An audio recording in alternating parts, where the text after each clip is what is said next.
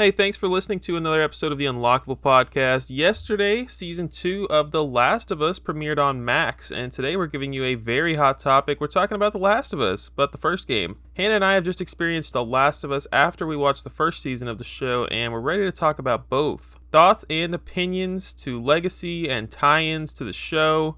We are ready to talk about this iconic video game because we really haven't discussed it with each other thus far. Leave us a positive rating on Apple Podcasts. Drop a comment on Spotify. That's a thing you can do.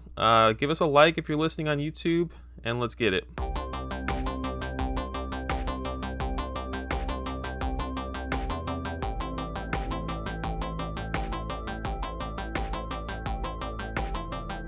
Hey, welcome back to the Unlockable Podcast, episode 61. My name's Christian, and I'm joined as always by the Game Girl Advanced SP herself. Howdy, partner. How's it going? This might be the first time I didn't write it down. I didn't write the intro down. 61 episodes in, I just freaking winged it. You nailed it. Good for you. I'm doing well. Still job searching. Still gaming a lot. Nice. It's real nice and chilly over here in Texas today. How are you doing? Ugh. Sweating my butt off because it's not nice and chilly over here in Florida. I'm good. Also gaming. I got borrowing my friend's PS5, so now I have unlocked all these new games that I can play, which we'll talk about later, but very excited. We are excited to hear about it. I have been playing a lot of, I guess I'll wait till later. We gotta wait to talk about the games we've been playing, but yeah. We're playing a lot of games. This one specifically. A lot. The Last of Us I have not been playing a lot. I think we've been done with this game for a while. Well, didn't you just play the DLC not that long ago? Oh, good call. Like 2 days ago? 3 days ago? All right. Let's talk about The Last of Us. Heck yeah. I'm very excited. We have not talked about it at all. We haven't, and I'm really excited to talk to you about this game. Pull up our little outline here. That's right. So, yeah, we decided a while back that I think we've been talking about playing this game for years. Hannah, you and I have not played this game ever, which is embarrassing as a gamer. And, oh my gosh, I said 2009's The Last of Us in the intro before the intro. It's definitely 2013, right? Son of a gun. Well, did they start in 2009? I guess that would be right. Oh, maybe that's where I got it from. Yeah, this is 2013. I might have to re-record the intro before the intro. We'll see. Yeah, this game launched in June of 2013, and that was 12 years ago. We still haven't played the game until this year. We both watched the show. Mm-hmm. I think I watched it in 2024. I freaking loved it. And then in 2014, The Last of Us got its own DLC called the Left Behind DLC. That was in February the following year. And then the same year, the PS4 was out, and they were like, well, this game was incredible. We need to release it again on our brand new platform. Nice. It came out in July of 2014. Like, just a year later. 13 months later, you got this brand new copy of the exact same game. Wow. Which was probably pretty smart. 2013... PS3 was dying off. The PS4 came out in 2014, I do believe. So this thing was early launch era, launch window for the PS4. And the game, well, we'll talk about it. The game did not perform great on PS3 apparently. So I guess this was a much needed remaster.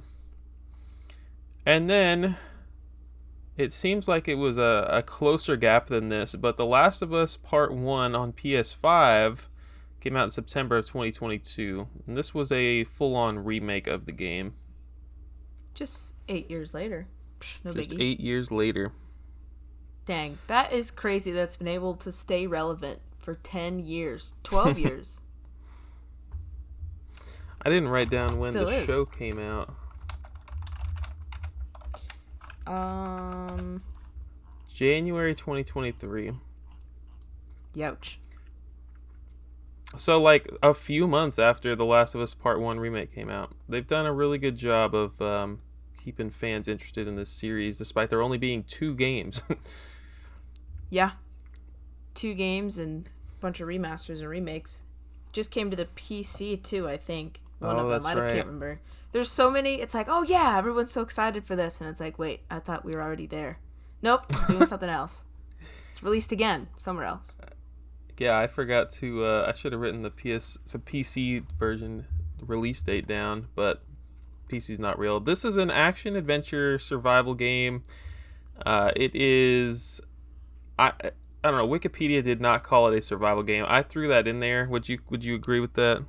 That's all you're doing in the game Yeah. is trying to survive. Yeah, of It's course. definitely like I don't know about survival horror, but it is certainly survival because you're crafting things, you are scraping by with your Yep. ammunition and your Yep. goods and then your medical supplies. So yeah. A little bit of background on the development. Naughty Dog actually started working on the game after Uncharted 2, and they had initially planned to get started on a new Jak and Daxter game. They scrapped that for a more mature game. I'm sure there was some pressure from Sony. I'm not entirely sure on that, but I'm sure that they were pressured into, I don't know, moving past the Jak and Daxter games, trying to get into something more serious. They split into two teams for the first time ever. So Naughty Dog famously made the Crash Bandicoot titles back in the day. Right? Am I making this up? I don't know. I would believe you. Oh man. I thought they were relatively new, but I could be wrong. We're good. Maybe somebody from Naughty Dog did. They did make the Crash Bandicoot titles. We're all good. Nice. Whew. That is like such an obvious thing, and I'm over here having to fact check it. Anyways, they split into two teams the first time. One of them was going to work on The Last of Us. One of them was going to work on Uncharted 3. And so the biggest gameplay influences on this game. Have you seen that PS2 game, Ico? Yes. ICO?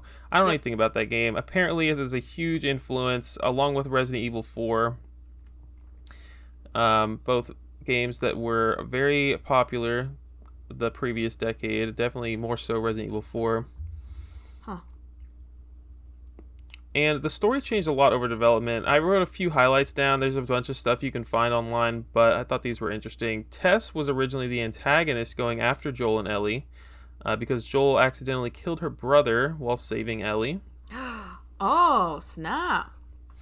Tess would have captured Joel, but then Ellie would have found them and killed Tess. And the developers were like, it's kind of unrealistic. Tess and her goons trying to like travel across the entire country for like an entire year. That seems a little unrealistic. So they kicked that to the curb. That's really funny, actually. No, I'm Yeah. glad they kicked that and be like, why is this lady so obsessed with him? I agree. And they were going to have Ellie be Joel's daughter. I also like that they changed that as well because, man, that opening sequence is just really hits hard. Oh my god, crazy. And it hits hard in the show, too. It's even more so in the show because you actually get to, like, see more of Sarah and, like, what she does that day. Yeah, I guess if I even need to say this right now to the listeners, this is a very spoiler-heavy episode. If you haven't played The Last of Us or watched the show, you should Right. leave immediately. That being said, yeah, Joel's daughter dies, so you've been warned. And going into the show, like, I had never played this game. I didn't know anything about the story. And I had no idea his daughter was going to die. It Nope. was really... I'm sure people felt the same way playing the game for the first time. It was so well done. Agreed. And this was an interesting thing from development. The infected were all going to be a women originally. Have you ever heard of this? No. I don't know, they said that it was a little sexist and they decided to go away from that. I don't know how you could have explained that the cordyceps only attacked the woman brain, Yeah, I like that they didn't do that, actually. Yeah. Okay, let's talk about the version differences. So the PS3 originally released 2013, and you can tell me about this because this is the version you played, but Yep. everyone online says don't play this, play the PS4 version. This one drops way below 30 frames a second all the time. It's always chugging. How was your experience? As someone who doesn't really care about that and who's grown up playing Nintendo games, I didn't really notice. I mean, there were times when like a bunch of enemies were coming at you and then it kind of really slowed down, but didn't make it unplayable. It was still absolutely playable, just a little slower. I don't know. I there weren't any specific points in my mind where I could point it out to you and be like, "Oh yeah, that specific scene, oh, that was bad." It Gotcha. didn't take away from the gameplay at all, in my opinion. That's good. Yeah, it couldn't have been that bad considering how absolutely amazing this game and beloved this game was, right? Now, it was only out for 13 months before it got remastered, but it was a huge deal when it came out, and if it was really that bad, um, it wouldn't have been as successful as it was. That's right. I played the PS4 remaster. At the time of playing this, I didn't have a PS5 yet, so the remake was off the table for me. Um, I do own the remake. I do own a PS5 now. I would like to play the remake at some point because I loved Mm-hmm. this game that Yeah. much. And apparently it's just absolutely stunning. Like, it is truly a beautiful work of art. Um, so I don't know. I need to play the second game still. Maybe I will go back in a few years and play the remake of 1. I'm not really urgent to play the exact same game again right this moment, but That's it. I yeah, need some time to kind of like forget about what happened and then experience it again. yeah. So the PS4 version, the remaster, has improved graphics, textures, all the crap you'd expect, better resolution. It supports HDR. It's got better frame rate, and which is 60 frames a second, and then comes with the Left Behind DLC on the disc, which is nice. Um, Oh. my understanding is that the PS3 store is incredibly slow. It's usable, but it is not fun to use. Um, and you did not get to play the Left Behind DLC. It's not like you can still go buy it apparently, but man, they really make you jump through hoops, you know. Yeah, I wasn't about to do that. Um, and then you got the PS5 remake, which is a complete overhaul. They call it The Last of Us Part 1. I don't know how many parts they're going to make because the show, as we all know, is the second season is being split into at least 2 parts. So Yeah. I'm wondering if they're going to milk the game with that as well and make that 3 parts. I don't know. Yeah, I don't know. I hope the game comes out before the show comes out in terms of like part 3 if they're going to do that because obviously the story hasn't concluded in part 2, right? I think the original The Last of Us 2 has concluded. Yeah. Oh, so this series is over. Oh. Yeah. Well, shoot. Good thing I didn't research that. I'm going to get spoiled. Um so you've got graphic upgrades, better performance. There's enhancements to the AI. I would be interested to see like how they made the AI even better than it already was. Yeah, it was fantastic. The And original. the PS3 and PS4 versions have this multiplayer mode called Factions. I have never seen gameplay. I don't know anything about the multiplayer. But they decided to exclude it in the PS5 remake. Oh. Why? I mean, I don't know. Maybe it's not very popular. Oh. Let us know in the comments if we're wrong. So I guess to talk about the PS4 and how it ran fantastic for me. I thought the game was very pretty. The HDR was nice on the PS4, and then I played the DLC on the PS5. It was I had no issues with it. The game was really pretty. Nice. I guess the game was pretty to you, or no? Yeah, I mean, again, someone who plays Nintendo games, having something so detailed, no matter if it was like looking at it through a wonky lens, I thought it looked great. I didn't notice, It wasn't something I was particularly like, oh my god, that blade of grass, that looks awful. You know what I'm saying? Yeah. I guess you probably don't play a lot of photorealistic games. No, So I don't. even for being 12 years old, still looks great. I'd say so. Moving on. I played on normal difficulty. I think you did as well. Yeah. I usually always tend to do normal unless I know that it's super hard game. Yeah. I I guess to talk about the difficulty a little bit, um, I never felt like the game was that difficult. I was I might have died a few times on a certain spot and then had to redo it a few times, but the checkpoints are very frequent. Mm-hmm. Um, how did you feel? There were a couple of points where I think I died probably 30 times in a row, like super, super quick. Like I did something stupid. It wasn't that the game was super difficult, it was that I was doing something wrong and stupid and just careless, and then I kept dying over and over and over and over and over again. There were a couple Yeah. points like that, but it wasn't anything that was super difficult. If I just sat there and thought about it for a second, then I'd be able to do it. It was me just trying to like rush in there, and it's like, no, you can't do that. I learned that very quickly. It is certainly one of those games where I wasn't sure how I was going to feel at the beginning because I don't like to be patient. I don't like stealthy games. I haven't Yeah. played a lot of Assassin's Creed, but I feel like Assassin's Creed is not for me. I feel like there's these sections in Batman the Dark, or what do you call those games? The Arkham games, where you have to go up on the risers, on the high beams, and just like stealthily kill people without being caught. I'm not a big fan of those sections. I never Yeah. have been. Thankfully, this game did balance it so well, and there was like always the option, if you had the ammo, to go out, as you have said, guns blazing. Like Yep. you don't have to do everything stealthily, um, but you'll certainly be rewarded in ammo if you do. So the game was pretty balanced in that regard. Yeah, I agree. Let's get into it. The story. I've been talking a lot, but why don't we try to give a brief overview of the story for those that have not experienced this game? Sure.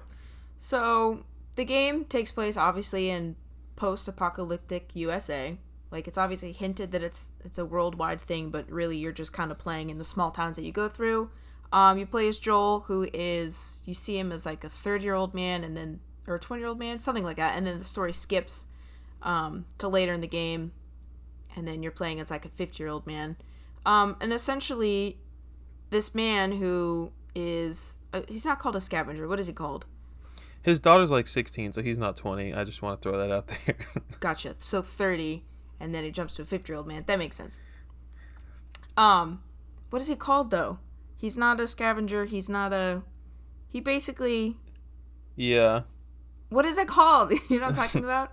Yeah. Dang it. Anyway, he's living in this post-apocalyptic society, and he's living in his little like police enforced or like government enforced environment, and he Yep. gets tasked with taking custody of this girl who they find out is immune. Her name is Ellie, obviously, and then they have to get her to the Fireflies, which is like the resistance, kind of fighting the government, so they can find a cure for this zombie apocalypse, this And who cordyceps he outbreak. who tasks him with this job is someone like in the Fireflies, right? It is someone that is Yeah. definitely not. This is an illegal quote unquote activity that he is about to perform. Yeah. This is all illegal. You're not really allowed to leave your like little Fedra kind of area, but of course people do. They also are not supposed to kill people or steal or like do any of these other things. It's like super government mandated. But they do anyway. And so instead of it being mostly like a zombie story, which of course it is, it's more just like a father figure and his daughter figure kind of trying to fight through this world to get somewhere, to make a difference. So I think it's very nice. And I think the show does that a little bit better and kind of explaining that kind of stuff, but still the story is incredible. Yeah. It might start to blur for me a little bit, like the story versus the show versus the game and how they kind Yeah. of differ. I think the big thing. Do we have this written down later? How the zombies like kind of differ. How they're The different, yeah. The difference between them, I wrote that down. Okay. We'll get there then. Yep. Okay, I think that was good for setting. You are in America. You are traveling. You're driving at some points. You're on foot at some points. Just trying to Horseback. get this girl Ellie, who is special for some reason that you don't know Right. right off the get go. Um, but you find out that she is immune, and that somebody needs to get her blood and or her brain or whatever is gonna whatever it's gonna be. They need to Yeah. extract some part of her body from her so that she can heal the entire planet. Yep. So she's really important. If she gets bit, she's I8. Um, and yeah, I think it made for a fantastic story. Obviously, everyone else on the planet thought so as well, and this game Yep. sold gangbusters. That's right. This game will tell you the story from cutscenes, which can be a mixture of, I don't know, walking and playing, like actually playing Yeah. and hearing the story, or just like actual full on movie style cutscenes where you're not playing. Yeah. So right off the get go, you start off like the first time you actually get to play, you are in the house of Joel and her name's Sarah, right? Yep. Sarah and Joel, and you know, after they finally give you the controller to start moving around, you're playing as Sarah, and she is walking through the house. She just woke up. It's like 2 a.m. or something, and her dad is gone, and she starts hearing like explosions in the distance, and the news is like everybody needs to get home or something, and it's just like super scary. And I think the game just does an excellent job of really setting the tone right off the bat. Like, I don't know, you could feel a little bit nervous just like playing this game at this part. The storytelling is super good, and you are going downstairs, you're going through the house, and finally your dad comes home and he's like, we got to get the heck out of here. Grab your things. I don't even think he told her to grab her things. I think they just got Mm-mm. in the truck and bounced. Um, do you go to the neighbor's house in the game? No. The neighbor comes to you. Oh yeah. I loved this so much. I mean, I guess to skip forward, obviously Sarah dies, and Joel isn't able to save her. Um, she gets shot by a human. She doesn't even get killed by one of the freaking zombies. She gets shot by an army man who is Yep. told to eliminate Joel and Sarah. And it was just heart wrenching. Like, even I think I told you this the first time I played this like months ago now. I was like, dude, I really thought Sarah might live, even though I knew that she Yeah. wasn't going to. I knew the story, but hey, there's always a chance. They did so well with that scene. Yeah, it's incredible. The way that they set up like the atmosphere is crazy. Like you're this poor little girl who just woke up. She's in her pajamas. She has no idea what's going on. And then you see, if you look out the window, there's action. There's like explosions, and you can hear gunfire, and you can hear alarms and stuff. And then you walk by again, and it like you can hear the TV from your dad's room, and you're like, oh, maybe he's in there. The way that it leads you into these things, it was so incredible. And then every time you looked out the window, there was action. There's police cars passing by. There's explosions. There's whatever. And then the music gets louder, and you can feel like the intenseness of the situation that you're in, and as it gets louder. And then your dad runs in, and you're like, oh my god, thank god. And then he's followed by a neighbor who's like bloody and crazy and like is running at you, and then he shoots him, and you're like, oh my god, shit just got so real. It's crazy. And then after that, you get in the car, and you can literally swivel your head around in the car to look at every single angle, and something is happening out of every window as you're driving. It was incredible. Yeah, and It this was is so supposed to be fascinating. like a cutscene, so to speak. This is a part where you're not really playing; you are just sitting in the car, and you're hearing more about what's going on in the city, what's going on in the world. Yep. And yeah, you can see people with broken down cars. You can see people like getting attacked all around you as you approach the city. It is beautiful. It's art. It is art. The cutscenes were very seamless. It wasn't like well, I play a lot of RPGs, so it's like, bam, you're gonna sit here for 15 minutes, you're gonna watch this cutscene, and then it's gonna load, and then you're gonna go back into the action. No. It was so seamless. You True. couldn't, like, it was, you weren't like, oh, okay, now I have to sit here and just watch and twiddle my thumbs. No, you're, like, still in the action. Your character's still moving. You're still looking around using the analog stick. It was just, so cool. Um, yeah, and so the other ways the story is delivered, you've got, like, this is very common now. I don't know how common it was in 2013, but, like, picking up notes and Mm-hmm. recordings, you can pick up. Actually, I guess this has been pretty common for a while now that I think about it. But yeah, you'll, like, pick up a note and you'll read about it and learn more about, some random NPC, not NPC, I guess, but, like, some random guy's story of some guy who died. He was fighting to protect his wife and kids, or, you'll learn about some soldier who used to. I don't know. You'll learn all of these things that just kind of expand upon the world. You'll hear recordings sometimes, though these were kind of rare in my experience. But you would, like, Yeah. pick up a tape recorder, and you would actually get to sit there and listen to some guy who, same exact thing. All kinds of stories of interesting people, and there were, like, optional things where you could continue walking as Joel or whatever throughout the game, and you would see, like, some graffiti on the wall, and there'll be a thing that says press triangle over here, and so you can push it and make more conversation pop up with Ellie, and it's, like, totally optional. But, like, I hope I described that well. There's, like, stuff all over the world throughout the game where you can continue to do this optional Yeah. dialogue.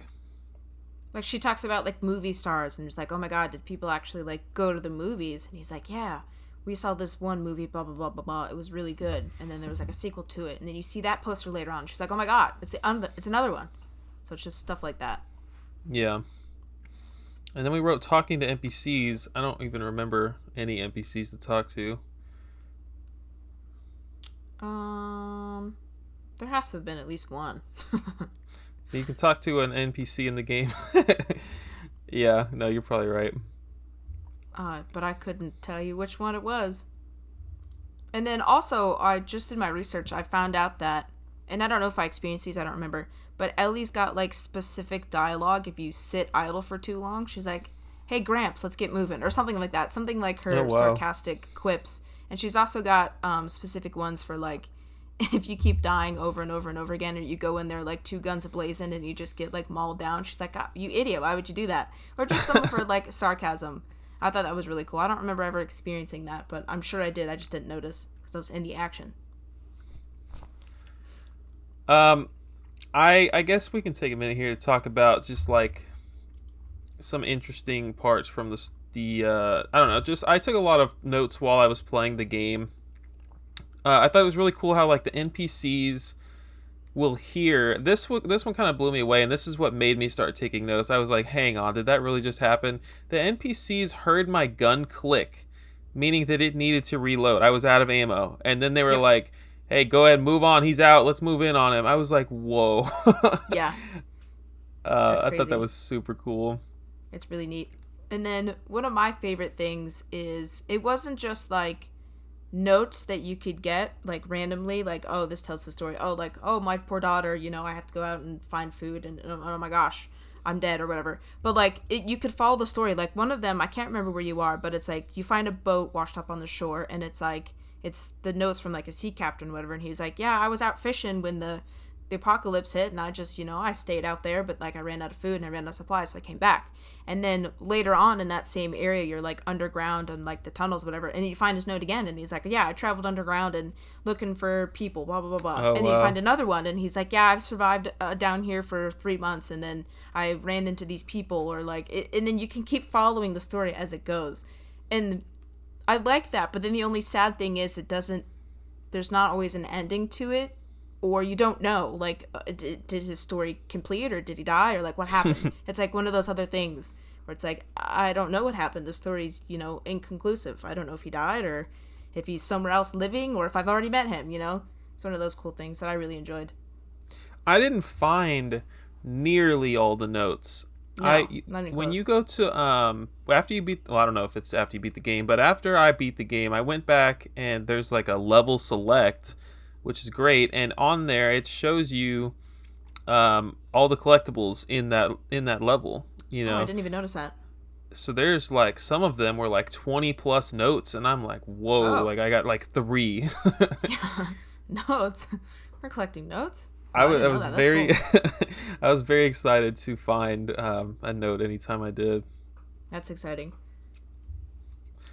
Um, I like the optional dialogue. We talked about that already. I just felt Yep. like anytime I saw it, I wanted to hear everything that the characters had to say. Um, One cool thing about the recordings, I don't think this was a PS3 thing. When I played it, there's a speaker on the PS4 controller, and so it is coming out of my speaker.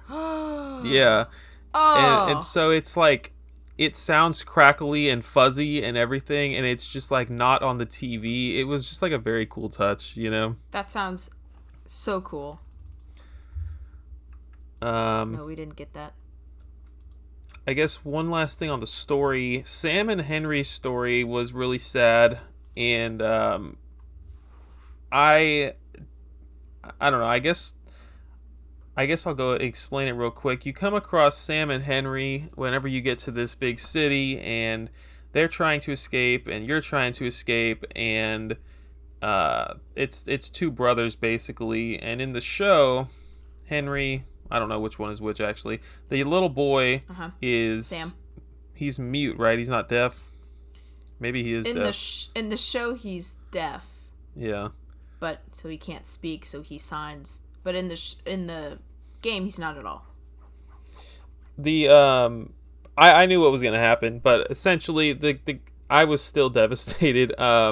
He the little boy ends up getting bit, Yep. and he doesn't tell anybody about it, and they all go to sleep. Well, he tells Ellie about it, and oh no, he tells Ellie in the show, but not the game, right? Yeah. Yeah. So in the game, he tells nobody that he gets bit, and then he wakes up the next day, and he's like banging on the door, and he he's he's dead. You know, he has to. His older brother has to put him down, and it's a really tense situation, and Yep. um, he can't live with himself after that, and he ends up taking his own life, and that was brutal. And it's brutal Um, in the show, and it's brutal in the game too. It's exactly. it's like, oh god, I just watched that happen. It's terrifying. Yeah. So sad. But then in the show, a main difference, and I wrote this down later, but I might as well say it now. Ellie in the show realizes that maybe it's something in her blood that is making her immune. So then she cuts herself and spreads the blood on Sam's wound, thinking, oh, that's going to cure it. Obviously, it doesn't. So that's another added element that they added to the show that's not in the game. Yep. Yep. Very good point. And then let's see. The other thing I wrote. Oh, in one of the when you are walking through the city with Henry and Sam, there's Easter eggs of both the Uncharted games and the Jax and Daxter games, in an abandoned toy store. They're like board games or whatever.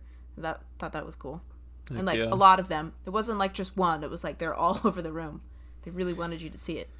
There was we'll talk about the DLC, but there was one trophy you could get in the DLC that said play Jack one of the Jack games, like I think it was Jack Combat Racing or something, and you get to go to the arcade in the DLC. You don't get to play any of the games, but I didn't see a Oh. Jack game.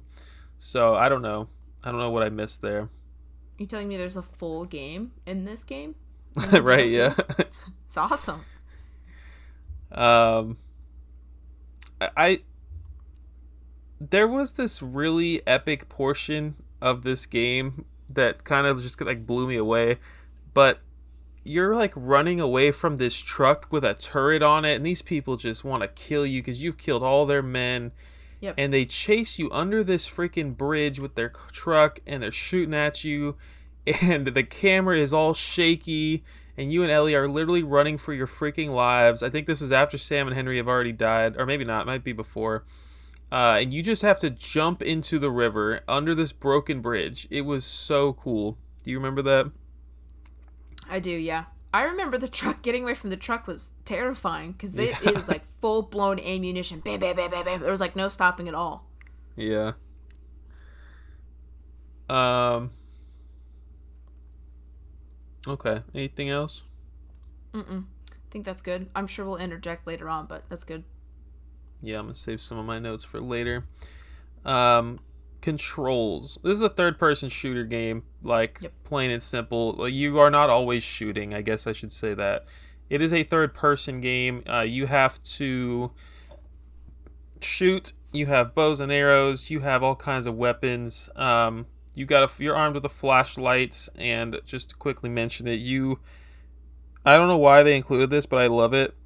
You have to hit your controller. Like, Yeah. the flashlight will start to blink like whenever it's, I don't really know what you're doing. You're not changing the batteries. Maybe you are, but if the flashlight starts to go out, you have to smack your controller on your hand. Yeah, the flashlight will flicker and it'll give you the notification to hit the corner of the controller, and it's like, oh, stupid flashlight, bam, bam, bam, and then it turns on. Cool detail. I love it. Um, and then like a big thing in this era of games was adding, like, they call it survival mode in some games. I think that might have been what they called it here, or listening mode. But you hold a button and you're suddenly able to like hear or see things more clearly. And so if you're crouched behind a bookshelf and you're trying to stay quiet, keep away from zombies, you can hold R1 and crawl, and you'll be able to, first of all, move slower, which is helpful. And secondly, you can see through walls, so to speak. It's almost like echolocation. Yeah, you can pinpoint where the enemies are. Exactly.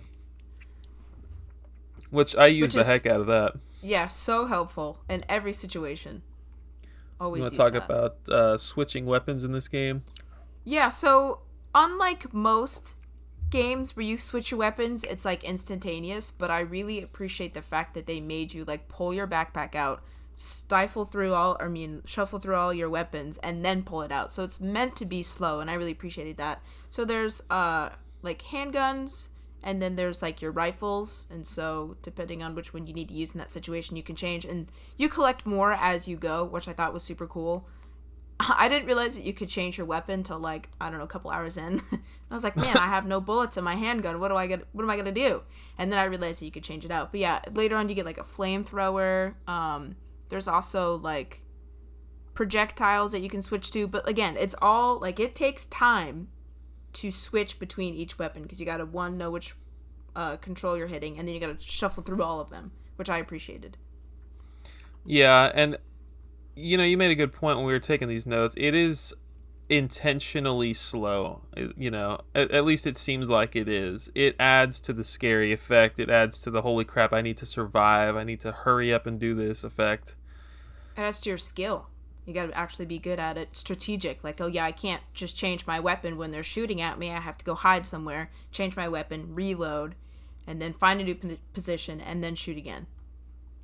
I didn't think about that until you said it, but I think it makes a lot of sense. It seems like old game design or something. It feels like jank controls maybe, but it's not. It is probably very intentional.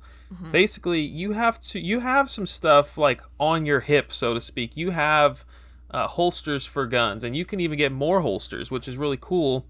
Yeah. So you can quickly tap your D-pad to get over from one handgun to another if you've upgraded yourself to have two holsters. Yep. Same thing for rifles. Sometimes you have to push up on the D-pad 3 times just to get to a freaking grenade.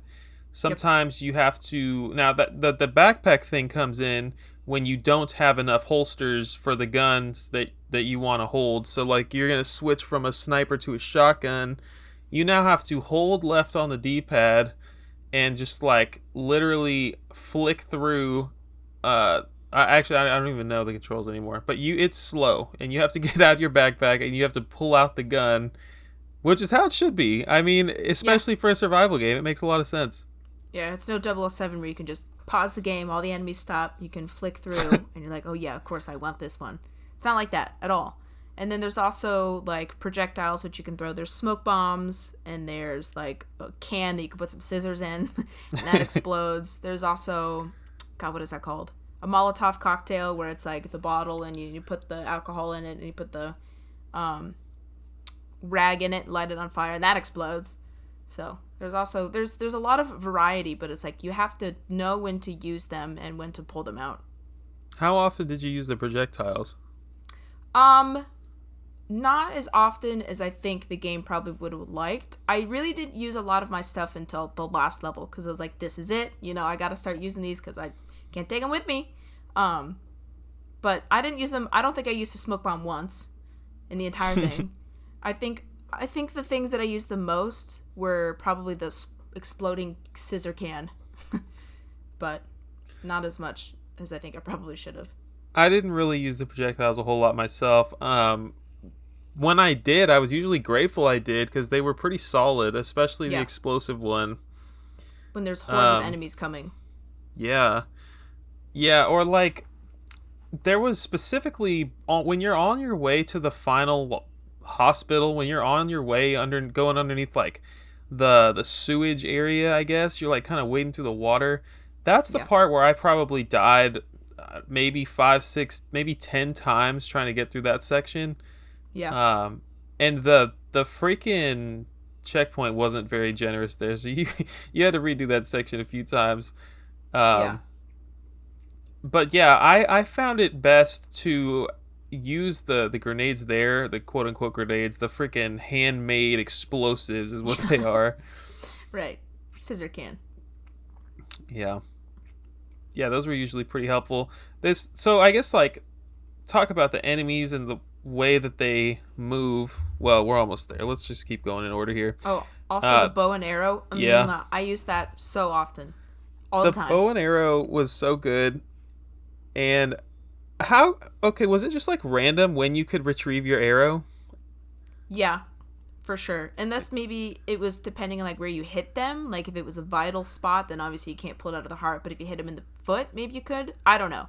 I couldn't discern that. But the bow and arrow was good because it was quiet, and so you could stealthily kill both the infected and humans without people knowing, which was nice. Yeah, certainly. I use the heck out of that. And it's not easy to use because it has drop. You shoot that thing, but it's not going to be like, it's not going to land where your, I don't know how to say it. Like if you point a gun in Call of Duty, it's going to shoot exactly where your crosshairs are. Yep. But this thing was a lot more realistic than that. Yep. And it was also, when you fight, the gunfire actually was super realistic too, because it would sway. It wouldn't be like completely straight. Oh yeah. It'd be like breathing, and it would move. So you have to like be really, really conscious of where you're shooting it. Which is frustrating when you have such little ammo. Yeah, it's like, shoot! I only have 5 of these bullets, and I just wasted 3 hitting the wall. But it's like, and then the more you get flustered, the more I feel like it gets flustered, and then you're just crazy. What's really cool that I noticed is, if I'm aiming my gun or my arrow and like I'm not being stealthy, right? So these people have already seen me. If they see me aiming at them, if I'm aiming for too long, they dodge. They get the heck out of the way. Yeah, they duck, or like if they're behind like a box or like a bookshelf or whatever, they'll peek out and they'll see you there and they'll bam immediately move. They're smart. Yeah, it is very good AI in this game. We didn't talk about melee, but there's like, you can pick up bottles and bricks off the ground, and you can use those as attacks, but they're really for you to create distractions for the zombies or even the humans. So you'll throw it like where you want them to go so that you can run past them. Yeah. And they're everywhere. Absolutely. And you can only hold one of each, or just one actually. You can only hold one or the other. And then there's an actual melee weapon, which could be a lead pipe, it could be a piece of wood, crowbar, there's a bat. Exactly. And you could even advance them, so to speak. You could strengthen them by putting, a whole scissor through it to make it go through somebody's skull. Yeah. But even those, like Breath of the Wild, they have They can break. Oh yeah. They only have a certain amount of hits on them, and then you have to find another one. And then you could steal them. The machete, obviously the best one. Or the Yeah. axe was also incredible. Oh yeah. You didn't really get to use the flamethrower until the end of the game, but it was pretty amazing. Yeah, I tried to use it more, but it didn't really go that far. So, like, you have to be in close proximity to actually use it. Mm. So the crafting system is what we're talking about with the melee weapons, where you can actually make them more brutal than just beating someone with a lead pipe or something. You can craft yourself like a homemade axe or whatever. Like throughout the game, you're picking up crap off the ground. It's usually, like alcohol for not like isopropyl alcohol, not like whiskey. You're picking up things like scissors. You're picking up like gunpowder, all kinds of stuff that you find throughout the game, and you have this very small catalog of things that you can craft. And I think I prefer a small catalog like that because I've played a lot of games where I've just got like this massive amount of things that I can craft, and I think a lot of people would probably appreciate that. I didn't need all that, especially for a survival game like this. I feel like what was included was great. You had your melee weapons. You had to craft your smoke grenades, your freaking explosive projectiles. What else did you have to craft? Healing kits. Oh yeah. Shivs you could do. Shivs, yeah. Those are important. And then the game really rewards you for, like, looking around for things. Like, if you go into a storage room, you'll probably find a rag or you'll probably find alcohol. But the game also doesn't, like... It won't give you, like, a full bottle of alcohol. It'll be, like, a quarter bottle. But you need a half of a bottle to make a bomb. So you, like, really have to be resourceful and kind of pick and choose what you make. And so a lot of the things use the same items. Like, obviously, you need alcohol and a rag to make the Molotov cocktail, but you also need it to make a healing kit. So it's like you can't do both. Yep. So that was really cool. And then for upgrading, how often did you find yourself upgrading your weapons? Upgrading in general, even your person, because it for me wasn't that often. I maybe did it 4 or 5 times. Well, first you have to find a crafting table, right? Yeah, for your weapons and stuff. Those are few and far between as it is. I upgraded a lot. If I could find the stuff Really? to upgrade, I was using all my upgrade points for sure. I mean, I certainly used it a bunch, but like there weren't very many opportunities where you could. It's like you get all these. We need like they're like little gears or like screws or whatever to upgrade like your weapons and stuff. And then you need pills to upgrade yourself for like better hearing, faster healing, all that kind of stuff. Better health, yeah. But even then, there was only one opportunity or 2 opportunities for better health, so it was very few and far between what you could actually upgrade. But I don't, maybe I missed a lot of desks, but I don't think I upgraded more than 5 specific times, and I used all the things that I had, but it wasn't like there was a crafting table in every place that you went. I upgraded a lot more than that. I think that I was finding a lot of the gear, the scrap is probably what it's called. Scrap. Yeah, I used the heck out of that. I liked having additional holsters for the weapons. I liked having more ammo for my guns, like they could hold more ammo. Yeah. There's also recoil. It didn't, kick back as much as it would, or reloading time was faster, or stuff like that. I don't know how, like, you could have found... I feel like I really... Like, I wasn't going to every corner of the map, but man, I feel like I was exploring a lot, and I must have missed, like, 75% of the stuff in the map.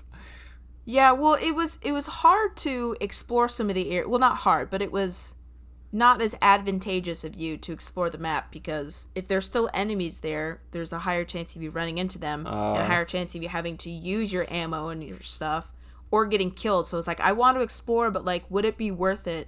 Will I get more ammo than killing these people, or like, am I gonna die, or like, is it gonna send me back? Like, you know what I'm saying? Like, I really loved exploring. That's like one of my favorite things to do, but I was also scared to do it at the same time, which makes sense, obviously, for the game. But it's like, would it be worth it enough to explore all this stuff? Good point. Yeah, I think that's about it for the upgrade system. Yeah. And as far as combat goes, we talked about it. You can come up on a group of humans or a group of zombies, and your options are to silently kill them, Yep. where honestly, like, your option was bow and arrow, or you could sneak up behind them if they weren't facing you and just Yep. push triangle and take them out, which I really liked. Yeah. And then, like, some of the bigger ones, you had to shiv them, or some of them had, like, weaknesses and strengths and whatnot. But most of the enemies, even the zombies too, would walk, like, in paths. If they didn't see you, they'd walk in, like, set paths, so that was kind of easy to do. But, like, as soon as they heard you, they would change it up. And then you're like, well, shoot, now I got to do it again. So that was really cool. So you could do I don't know what I was gonna say. Never mind. Stealth or guns blazing were your options. Yep.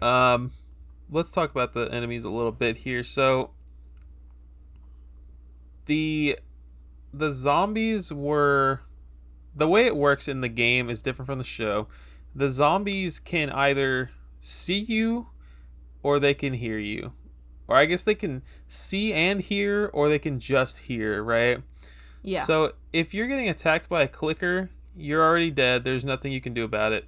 If you're getting attacked by a regular human, I mean a regular zombie, you can actually get out of it. You know, you can fight them off. You can push square to shiv them or whatever melee weapon you have and get them off of you.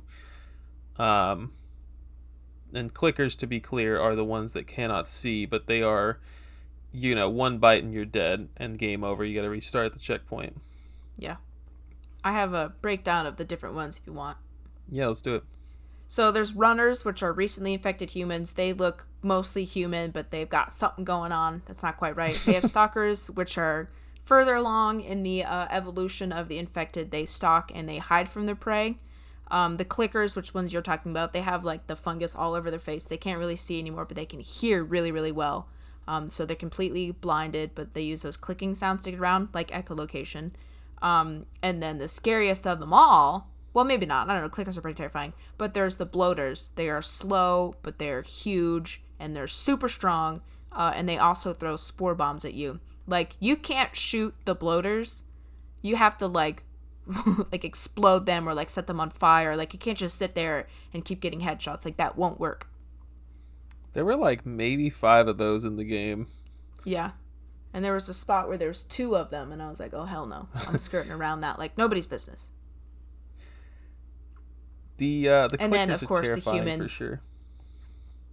Yeah, like the first scene where you're in the museum and you have Ellie and Tess with you, there's a room. It's multiple rooms, but there's just clickers everywhere, and you have to be so quiet. And Ellie, gosh, bless her soul, she's like, oh my, there's another one over there, and you're like, Ellie, shut up. And a lot of the times when you're sneaking around these things, and it took me a while to get used to it, you'll like turn around the corner and Ellie will be there, and you're like, girl, get out of here. It scared the shit out of you. Like, dang it, girl, get out of here. I felt like the game was a lot scarier in the beginning. Maybe it's because I was still learning the way the enemies worked, but man, that first museum area was pretty scary, and I was like, man, this game's gonna make me be patient. I don't want to be patient. Yeah. The first half of the game, I was like verbally screaming out loud, like when things were chasing after me, like, oh my god, like I'd get so flustered and I wouldn't know what to do. It didn't help that my PS3 controller, I don't know if you've ever played with the PS3 controller, but they're like, when they get old, they're like super loose, and so like it's clickety clackety over here, and then the strip that connects the analog sticks and all the buttons to the board is like coming apart, and so none of the buttons are working, or all the buttons are working, and it was just clicking the buttons, and it was like an absolute nightmare. And I was like, this game is gonna be the death of me, because I'm like trying to, and then when you bang the controller, it makes it worse for the flashlight, and it's like, oh my god. I fixed it, but like I played half the game that way. I was like, this is ridiculous. Dang. Yeah. Yeah, and then you have your humans, which are just humans. They are hiding and shooting you from afar, as you would expect. And they are scary deadly. Like if there's a group of 3 humans and you take them on the wrong way, you're dead. Like Yeah. they're fighting together, one's holding you, one's gonna shoot you, one's punching you, whatever. One's gonna come up from behind you. I don't know what was scarier or what was deadlier. Do you think the infected or the people? Which one killed you the most? I'm gonna say the humans. Yeah. Because it's never just one or two. It's always like, here's 10 guys you gotta kill. Yeah.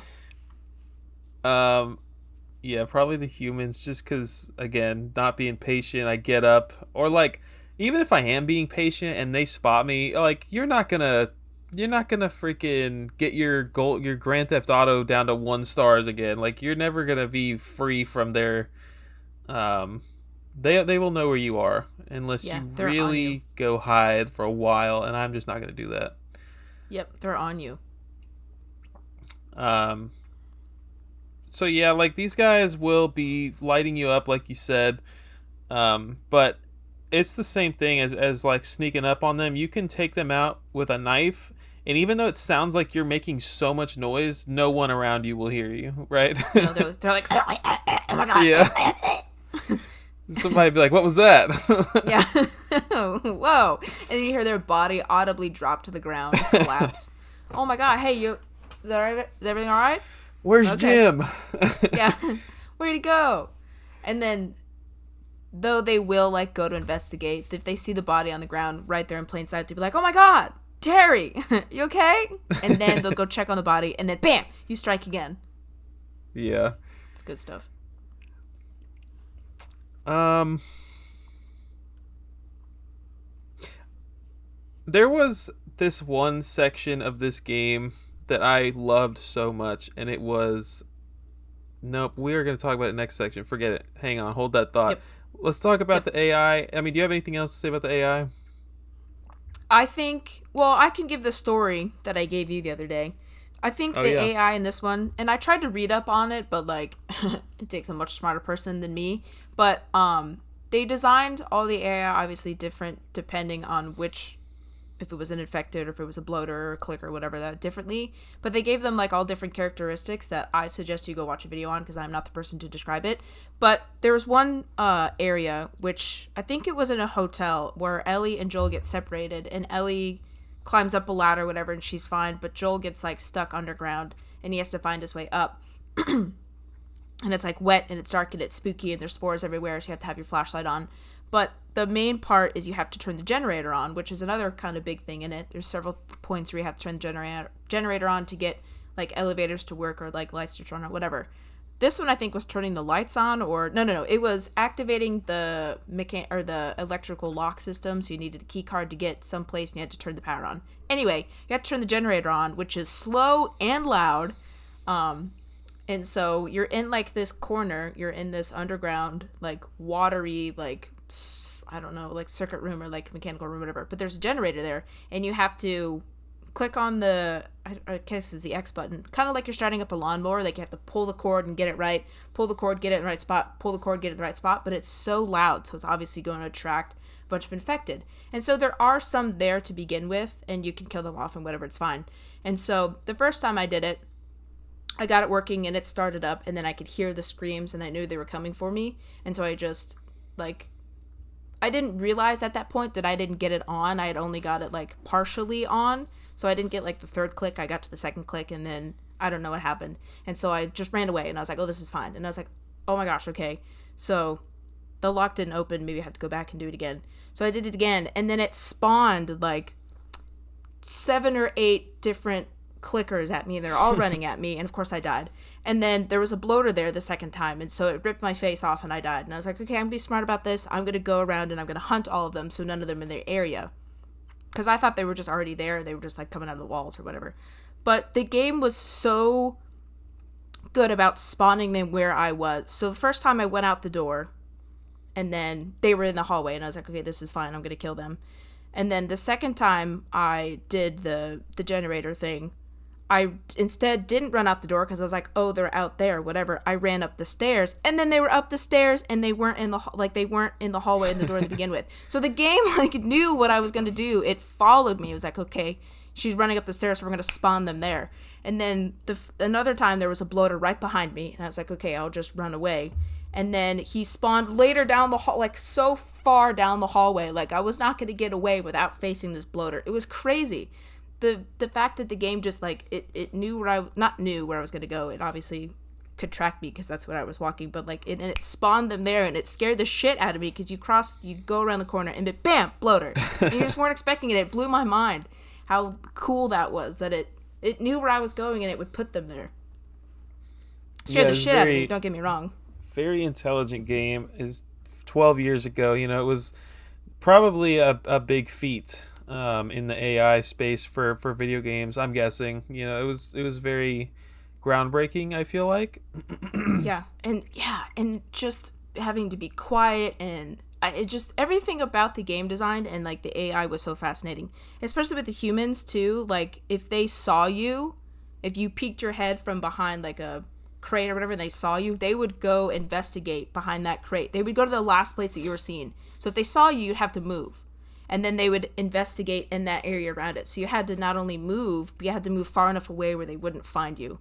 Just stuff like that, which is not really present in a lot of Nintendo games, was just, it was mind-blowing as someone who's experiencing this for the first time. Like, I know it's commonplace now, and this was 13 years ago, but, like, to me, it was so cool. Yeah, I think that that's a good point to bring up.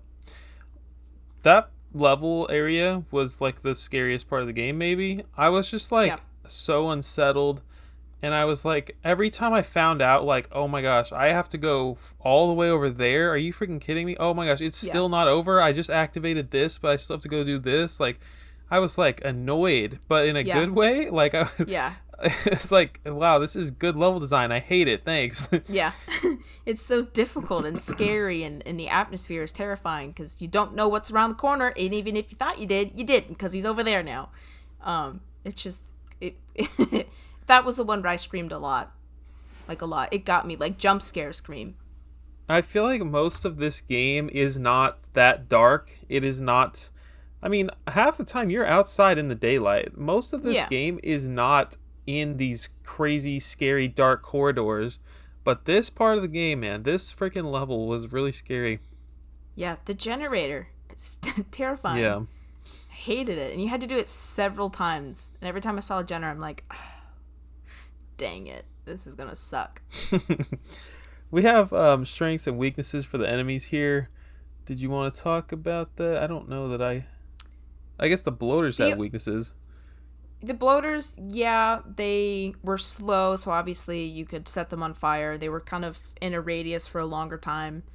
And then the only other thing is you needed a shiv to kill not the, let's see, what are they called? Not the runners or the stalkers, but you needed a shiv to kill a clicker, because a clicker was stronger and more unpredictable. Bloaters, you definitely could not shiv. And if bloaters got to you, they literally put their hands on either side of your jaw and they rip your head apart, and you see it. You like, oh, scary. And then humans, I don't know if they had any strength or weaknesses. Obviously, if you threw a smoke bomb at them, they couldn't see through it. Whereas the clickers and everything could, because they don't see regardless. I think that was really it. Their strength is probably that they can just see you. You know, they just have a better field of view, and they're smarter, I guess. But so whenever a clicker would like come and do what you just said, rip your face apart, was that when you could use the shiv, or was it too late by that point? No, it was too late. By the time that was like the death scene. That was like the game over. The clickers would bite you, and the stalkers, they would bite you, and then the bloaters would rip your head off. But the shiv was used for sneaking up on them? Yeah, for sneaking up on them. Yeah. So a shiv was something you could craft. I don't know if we said that. You could use it to you could craft it to kill the higher tier enemies, but you could also use it for exploration. Yep. There were rooms that required you to break a lock, pick a lock, and get in. And those were always, bountiful with all kinds of crap, ammo, alcohol, you name it. Yep. Those are nice. Usually notes or like something interesting. Also, like a Yeah. Firefly pendant, which we haven't talked about yet. Level design. This game is level based. It's super open. I just talked about how I missed so much crap.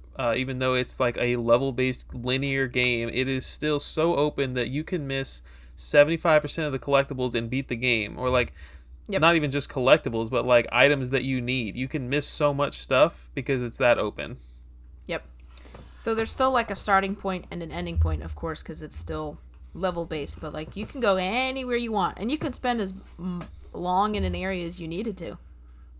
Yeah, it's very hidden. The fact that it's a level is hidden by the cutscenes, because it's never like, all right, good job, you got a C on this level, moving on to the next. Yeah. It's like it's Right. a transition that takes place by cutscenes or like leaving the area in a car, or just like preventing you from going backwards. For whatever reason, you cannot go back to the area you were just in. Right. And it's very seamless. You But it's never usually once feel like like, abandoned neighborhoods or like open towns, or it wasn't really many times where it like was just one tiny little area. It was usually big. There was a lot to explore. exactly. Even if you were like in a hotel or like the hospital, it's not one floor, it's like 6 floors, or it's like Yeah. 5 floors, or it's underground. So there's totally so much to do in this game that this is what I mean when I say like it never felt repetitive. It never got Mm-mm. stale. The majority of the game is third person on foot, and even that doesn't get repetitive because they change it up so much. Um, and part of that is thanks to like guns blazing or playing stealthy. Third person on foot is the main core gameplay, but you could be hiding inside of a mall, trying to kill some enemies. Those could be clickers, they could be humans, they could be clickers and humans. Yep. And you are going through the street and trying not to get caught by people who are going to snipe you. Um, there's all kinds of gameplay in that regard. Yeah, and just when you thought it was getting repetitive, it would change it up, and you'd be like, okay, yeah, Yeah, I'm back in. Like, if you thought, oh, this is just a stealth section and another stealth section and another one, bam, there would be, like, one that's, like, completely different, and you have to learn, like, a completely different way of gameplay, and that was fun. you want to alternate these so that one person's not talking too much. Yeah. So you described the Horseback. first one. Yeah. So, mostly on foot, and then there's horseback. I think well, I guess there's a couple times you use horseback. So I don't remember the first time. Oh, well, I guess I do. Tommy gives you a horse, and then you go to where you think the Firefly Hospital is, and then you can ride around the horse, and you can get on the horse, you can get off the horse, which I thought was cool. So if there's like a span of area that you need to cross quickly, you can hop back on the horse, then you can get off and explore, and the horse is like magically there. Like he'll kind Oh of like yeah. walk. Ellie will lead him like along, so that was nice. Then there's also chase scenes with on horseback, so they're like firing at you and shooting at you, and you have to like try to traverse the road and jump over obstacles and not get caught, and that was really fun. I think those are the only two. I think All right. so. Yeah. Um, Swimming sections were like, it wasn't so much that you were like swimming a whole lot. It was more so like solving puzzles anytime you were in Yep. the water. Basically, the game doesn't. It's not puzzle heavy. But sometimes there's like, okay, how are we gonna work together, me and Ellie, to get a ladder where it needs to be? Ellie can't swim, so if I have to get her somewhere else, then I'm gonna have to like. If you've seen the show, actually, I don't remember if that's in the show, so never mind. There's like pallets that will float on top of the water, and that's usually how you're gonna get Ellie across to whatever Mm-hmm. platform you need to get her to. But sometimes Joel will have to dive underneath the water, and you'll have to go swim somewhere to open a door, unlock something, grab a piece of a cardboard or wood to help Ellie, whatever it might be. Yep. Um, yeah. I guess that kind of, let me just go ahead and cover this as well because it's kind of the same Yep. thing, but collaborative sections. So actually, I don't even know if I have anything to add. That was pretty much it. There's the swimming, but there's a lot of times where you'll have to like, okay, Ellie, you go over this door. See if you can unlock it from the inside, or like, hey, I need you to hold open this garage door while I find something to hold it up. Yep. Crap like that.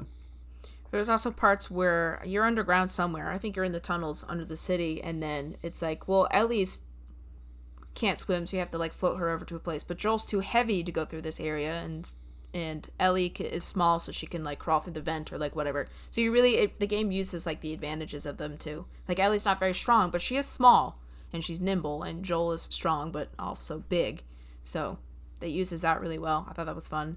Yeah. And then the sniper level, which I think you really enjoyed. It's basically where the people in the giant truck are coming after you, and so they have just enemies coming, humans. And then so you sneak up behind the sniper guy and you kill him, and then you take a sniper, and then you yourself become the sniper, and you're pointed at like this. There's like rusted cars in like a neighborhood, so you see like this really open spot, but you can't leave the sniper. Like you're just there. Like all you see is through the scope of the barrel of the gun. And so that's really cool. And I think you have unlimited ammo in that one, which is nice. But you have to like pick off the enemies as you go. And if they get close to you, I don't remember dying, but I guess they can kill you, right? I didn't die either, but they probably can run up the stairs and take you out. But this was, yeah, I was going to talk about it a little bit, but I mean, you pretty much said it all. This part had unlimited ammo, and this game knows how scarce ammo is for you, and I feel like they could have limited you to 20 bullets or something, but they were like, nah, let's just let them have fun for a minute, you know. Let them relax, take a breath. And it was very tense. This you were constantly like worried, like, oh crap, I missed that shot. Is Ellie gonna die? Is Sam or Henry gonna die now that I missed that shot? And it didn't seem like it was gonna end at any point. It was, I mean, it was a surprisingly long section. Waves and waves and waves of enemies. I believe it was all humans, but there might have been zombies later towards the end. I don't remember. Oh yeah, and the show adapted this part so well. Yeah, they did. It was good. And then, yeah, so what I forgot to mention, I guess, is you're covering for Ellie, Sam, and Henry. Like, you want them to get to where you are so you can escape, but there's also people coming at them, so you're, like, picking off the enemies so they don't kill them and they don't kill you. So you're their cover. Yeah. You get to play as Joel for most of the game, but there are some sections, like the beginning part was just for the story where you get to play as Sarah, but then there's also Ellie, who you get to play as, and I don't think you get to play as anyone else. Right. Besides Sarah. Okay. So Ellie is, she gets a significant part of the game. If you're watching an hour into this show, you've probably seen the show or played the game. Ellie has to basically save Joel's life, and so you get to play as her for multiple levels probably. Yeah. And yeah, because you get to go to the freaking cannibals. Yeah, you get to play as Ellie for at least a few hours in this game, and she has the knife that she always has, and so that one doesn't break, which is nice. So you're always armed with a weapon with her. But she also can pick up weapons, and could you upgrade her and her stuff? No, I don't think you could. And you also couldn't craft as her, so you just kind of had what you had. I think you could craft as her. Really? Like medicine and stuff? Yeah, you could heal. Maybe that's why you died so much. Yeah, maybe. I don't know. I guess it was a little bit different. She was a little bit, I don't know. What was different about playing as Ellie? She was smaller, so she was like harder to hit. I think she moved a little faster. She wasn't quite as clunky as 50-year-old Joel was. But she was also weaker. So like if she got hit, or like if zombies got to her, like you really needed that cannibal guy to shoot it, or you were gonna die. Interesting. Like she couldn't quite wiggle out as toughly as Joel could. I guess it's also worth noting the game would, so like as far as collaborative goes, like if you were getting attacked as Joel, Ellie would sometimes help you out. She would stab it or shoot it and get it off of you, which was cool. And then she would also sometimes pick up ammunition and like weapons and give them to you, which was nice. She's like, oh my god, you're running low. Here, bam. And she'll give you some, which was nice. I don't know if that ever happened. Holy crap. I'm sure you probably just didn't notice it because she wasn't Mm. like, here, Joel, take this. It was just like it would show up in your inventory. That's neat. Same thing with like Sam and Henry or Tess probably. Like there were sections where you could get a hand from your friends if you were being Yeah, that attacked. was nice. Yep. I think we talked about zombies versus humans. Anything else you want to add? The only thing I think we forgot to mention is that the game is level based, but it's also kind of story broken down into like the seasons. So there's the 3 different seasons that you go through, and I think Ellie gets to play through the whole season, the whole winter season. But I could be wrong. I think you're right. So she gets her own season. I mean, until he wakes up and he's like, "Oh crap, I gotta go save this girl." Because then you also play as him simultaneously as whatever she's doing. So yeah, maybe not. Um. Okay. So things you can collect and unlock. You can find Firefly tags on the ground throughout the game. There's way more than I found. So many. Yeah, I think I really honestly only remember picking up like maybe 5, and that's it. And I don't even know what they did. They were just like fun collectibles that you could do, but it was just like a pendant. I don't think there was anything attached to it. There wasn't a note. There wasn't anything of note. Yeah, there was Just a nothing pendant. exciting. I mean, maybe they had a name on them, maybe, or maybe it was just a number, but nothing exciting about grabbing them. No, and then my favorite part was the comic books. That was fun, and you actually got to read them, which was fun. What? Yeah, you could flip through it. I never saw that. That's crazy. Swear you could flip through it. Were they all from the same series? That I have no idea. I didn't. I didn't read all of them. I just looked at it and I was like, oh yeah, it's pretty cool. Well, that's neat. Um, yeah, we talked about shivving the door. You could find some stuff. I feel like we're missing a collectible. I guess the notes and the recordings we already talked about. Yeah. Soundtrack, sound effects, the game, obviously not constantly playing music in your ears. It is a very ambient game that is going to make you scared to be alive for sure. But sometimes when you're out on the open road and it's daytime, it's calm music. You're not always on edge in this game. I think there's a There's good birds balance. chirping, Yeah. crickets cricketing. I can speak for the remaster. You can easily tell when there's people around you, and I'm not playing on a headset. I'm just the guy that likes to play on TV speakers. I really am Yep. not a headset person unless I'm playing Yep. multiplayer.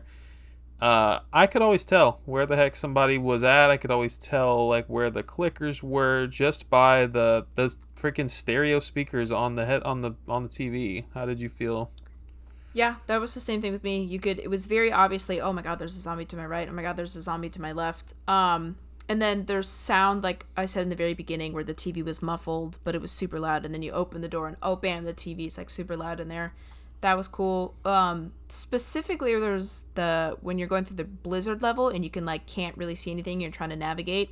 There was a church bell that was like kind of guide you through the level, and it was like obnoxiously loud, and like you couldn't just ignore it when you were going in the right direction. So if you heard the bell, then you were going the right direction. And I thought that was really, really clever. Because it's blizzard, so you can hardly see anything. You're cold, you're like slowly freezing to death trying to save Ellie. Yeah. And that was really cool. You're constantly going through multi-story buildings, and you can always hear people talking a couple rooms over, which is nice. It's muffled and it's cool. Things that we just like should expect in 2025, but this game's 12 years old, and I'm sure it was becoming the norm back then, but it's worth mentioning, I think. Mm-hmm. Talk to us about the atmosphere a little bit. Yeah, so as far as like being able to hear things around you, so there's the screams of the zombies, which were like freaking horrifying. If you heard one from behind you, you didn't see it. That was good.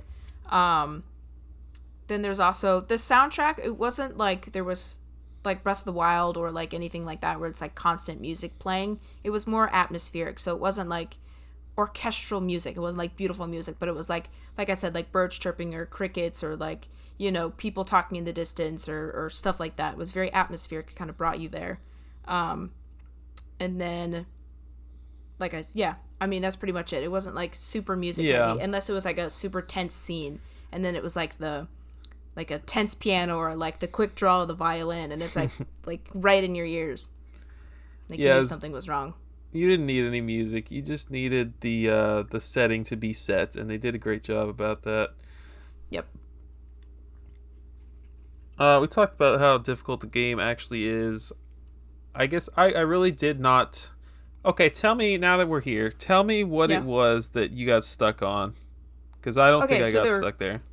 There were two parts. So it was when I was playing as Ellie and she's with the cannibal, and it's like a industrial like plant. Like there was a specific spot that I was missing that I needed to climb up and get the ladder. So I was literally going around this place, and Ellie, she's not as strong and she doesn't have as many weapons with her. So like I kept running out of everything, and I'm like, well, if I get caught, I'm dying. But it was just a specific thing. It was like a ladder or something that was missing, and so I died so many times doing that, getting just completely lost. And then the last level, which I don't know if you want to talk about yet, I died a lot during that. We can wait if you want. Yeah. Okay. But other than that, I don't think I died in any other specific spot besides the generator, which I've already talked about. Gotcha.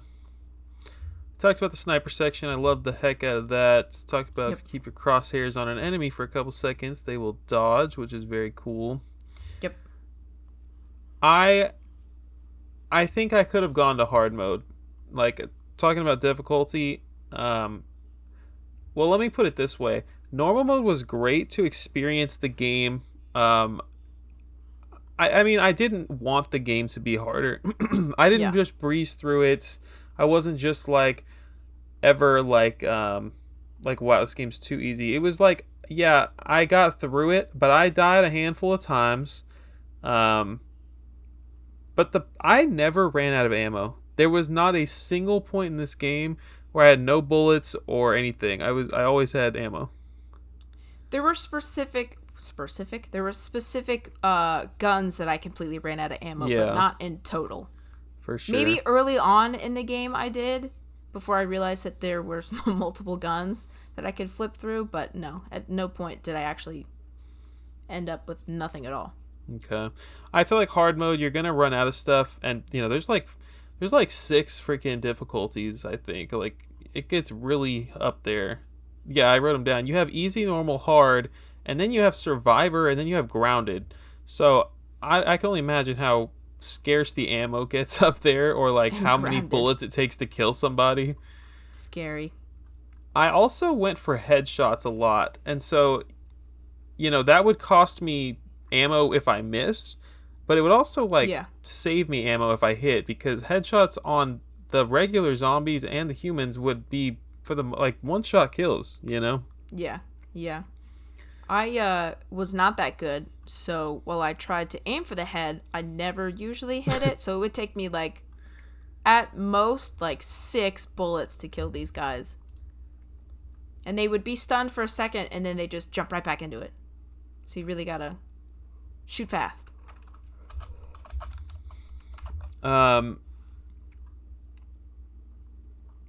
Okay. I guess we can move into the impact reception area. Can do that for sure. So, you want to talk about sequels? Well, there aren't any spin-offs as far as I know. Yeah, no, I don't know what the heck you do in multiplayer. There was gonna be a game. There was gonna be a Last of Us multiplayer, just a multiplayer video game that was in development for a few years, and I think that got canned recently. I think that could still work though. I mean, people love their multiplayer zombie games. I think that could still work.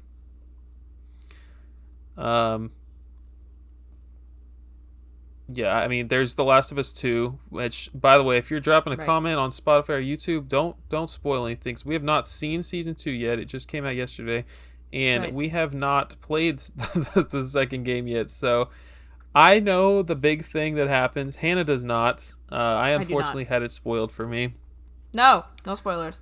Um, I know one of the big things that happens, I should say. But anyways, um, yeah, The Last of Us 2 is a direct sequel, and that's that. I mean, I can't even talk about it because I'm so trying to avoid spoilers out here. I'm excited to watch the show and maybe play the sequel at some point, which was only on Definitely gonna watch the PS4 and show. PS5. Yeah. Definitely gonna watch the show. I'll probably watch the show first, obviously, and then probably get around to playing the game later. Yeah. And I guess, should I talk about the DLC here? Yeah, might as well.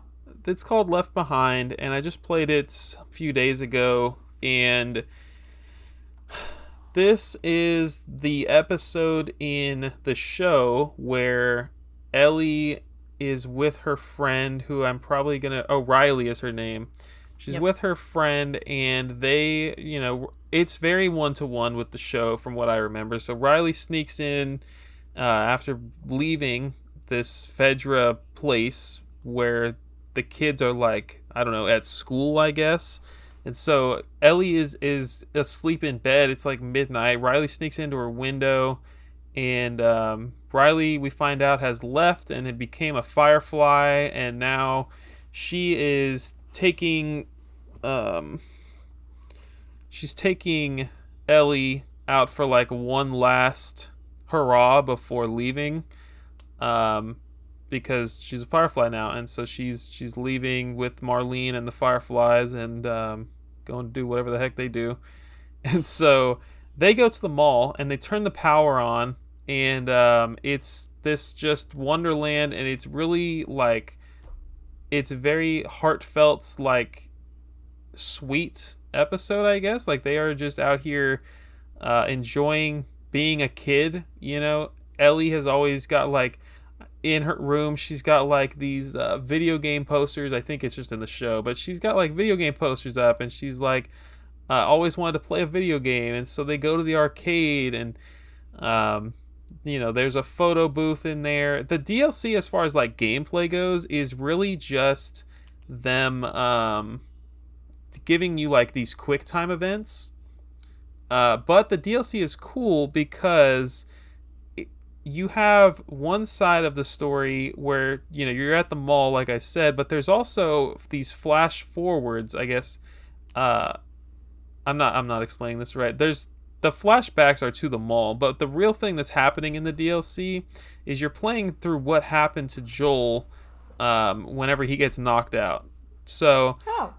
you are trying to fight humans in this mall, which, as far as I could tell, I don't remember this in the show at all, but you are in the mall trying to get Joel to safety, and you've got all these people still trying to come after you from the cannibal land, and they are they are trying to get to Joel and Ellie, and so she is going through looking for some kind of penicillin or something, some kind of medicine to get to Joel.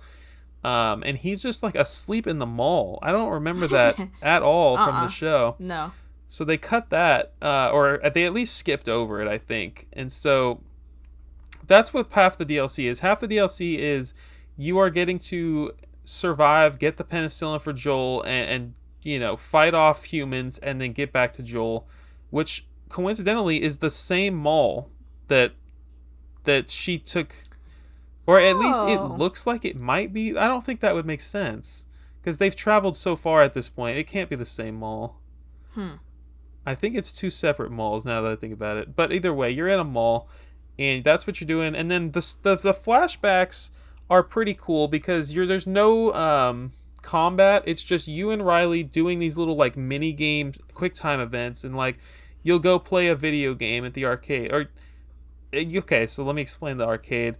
It's all the machines are broken. All the arcade cabinets are broken. No. And yeah, it was disappointing. And one of them is like on, the TV is on, but the game is just like not there. And so it's just the static of the TV.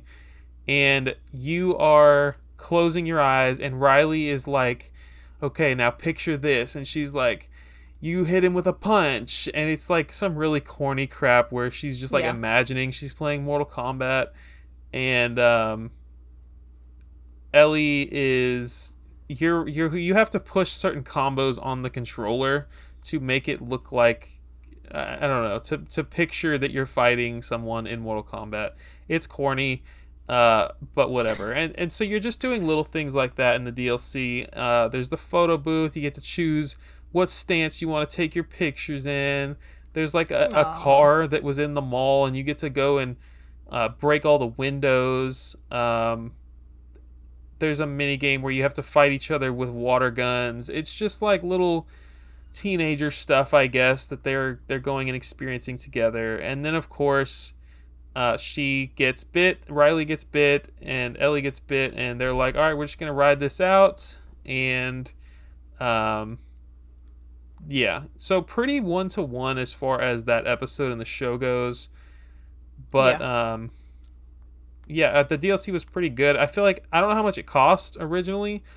It was good to advance the story, but like in terms of like length, it was like 2 hours tops. So I don't know if I would have spent more than $10 on it, but definitely good to help you understand the story a little bit better. Well, it gives you good background onto Ellie, because she just kind of like appears, and then you're supposed to take care of this girl. So I feel like For sure, yeah. definitely makes you, empathize with her a little bit more. That's nice. I really enjoyed that episode in the show too. Yeah. Okay. Well, spoiler alert. Yeah, what's up? I was going to say, the game reviewed very well. Yeah, take us into that. So, I have a breakdown of the original, the remaster, and then the remake, just because I wanted to compare. Not really too much to compare, but the original on the PS3, Metacritic 95, great game. IGN, Eurogamer, 10 out of 10. GameSpot, 8 out of 10, so I don't know what they're doing. Game Informer, 9.5 out of 10. Then we have the PS4 remaster, Metacritic, 95, of course. IGN, 10, Games Radar, Game Informer, both 10. So they improved upon it enough where it just got basically 10s across the board. That's crazy. PS5 remake, which is called Part 1, just to be a little confusing for you. Metacritic, an 89, so I don't know how they messed that one up. And it got lower than the other ones, but whatever. IGN 9 out of 10, so again dropped, and then it also got lots of 4 out of 5. So I don't know specifically about that one that they didn't enjoy. Maybe they just didn't think it was worth it to buy it for $70 again. I don't know. You know what I'm saying? Yeah. I don't, things have changed a lot in 12 years. I think people just have different standards, and I don't know.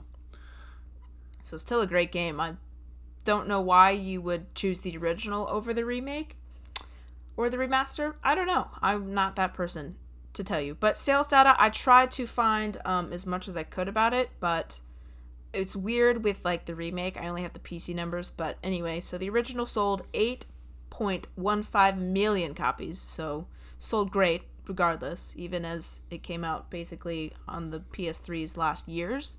For the PS4, the remastered sold 19 million, so even better, doubled it. And then, like I said, the remake, I only got the PC numbers, which is 0.36 million. So I'm sure it was way, way, way, way more than that. But total, the series has shipped 37.5 million copies. So that's crazy. And that's just the first game. That's not even including the second game at all. I don't know how much that sold. And then to talk about the TV show a little bit, it is a Max exclusive, which is, Max has like some really great shows. Like they're really putting it out there. But anyway, it's a Max exclusive. It was a joint production from Sony Pictures Television, because obviously PlayStation has its own kind of division. PlayStation Productions, which obviously does the games. Naughty Dog, the creators of it, the developers, and Mighty Mint and Word Games. I don't know what they did. I didn't find anything about them. But one of the directors from the game, Neil Druckmann, who's like the main creator and pretty much everything, was a creator of this TV show and the game. So they worked really closely with the game developers and the creators from the game, which I thought was nice. Obviously, that's why it felt basically like you were watching the game. Another key person in the creation was Craig Mazin. He is a writer, director, and producer of the series, but he's also famous for his work on Chernobyl, which I think is probably why he got the part, because Chernobyl, obviously, it's like the radiation, and I don't know if you've ever seen it, but the makeup on that show is crazy because they're all like disfigured or whatever. So they think that's probably why he got it, because obviously the clickers and whatever are looking all ugly and gross. Apparently there was a planned Last of Us movie. I don't know if you knew about that. No. But it was in development hell for 6 years and was ultimately canceled. And then, so the creators of this were like, okay, I think the game lends itself better to a show rather than a movie. So you get 8 hours or whatever of content in a show versus, 2 hours in a movie, which I think was the right call. That was a good call.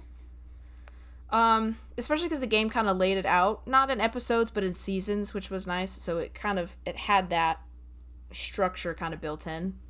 The Last of Us is also said to be the largest TV production in Canadian history. Wow.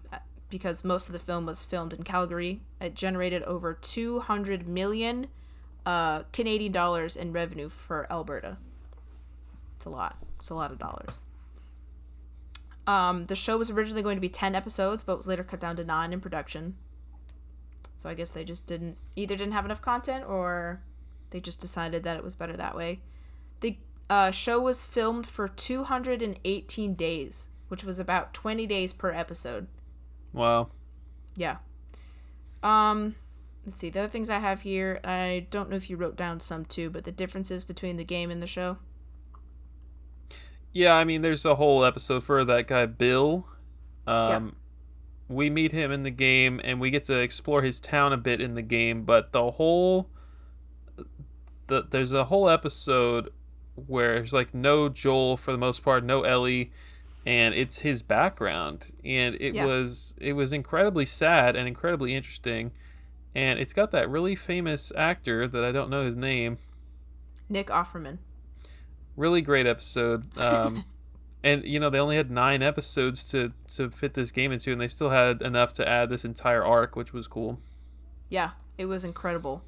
And then just backing off of that game, or that episode, is that in the show, Joel never meets up with Bill again, because obviously he's killed himself along with his boyfriend or partner, whatever you want to say. They take pills and then they die together, which is so sweet, so heartwarming.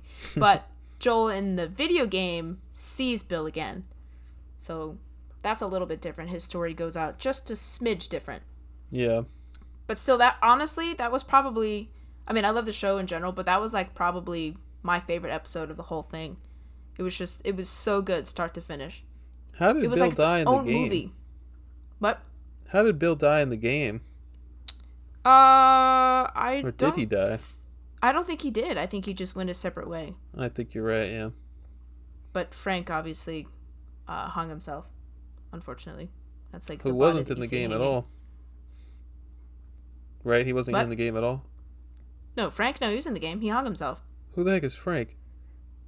Frank is Bill's partner. Oh, you're right. He was totally in the game, yeah.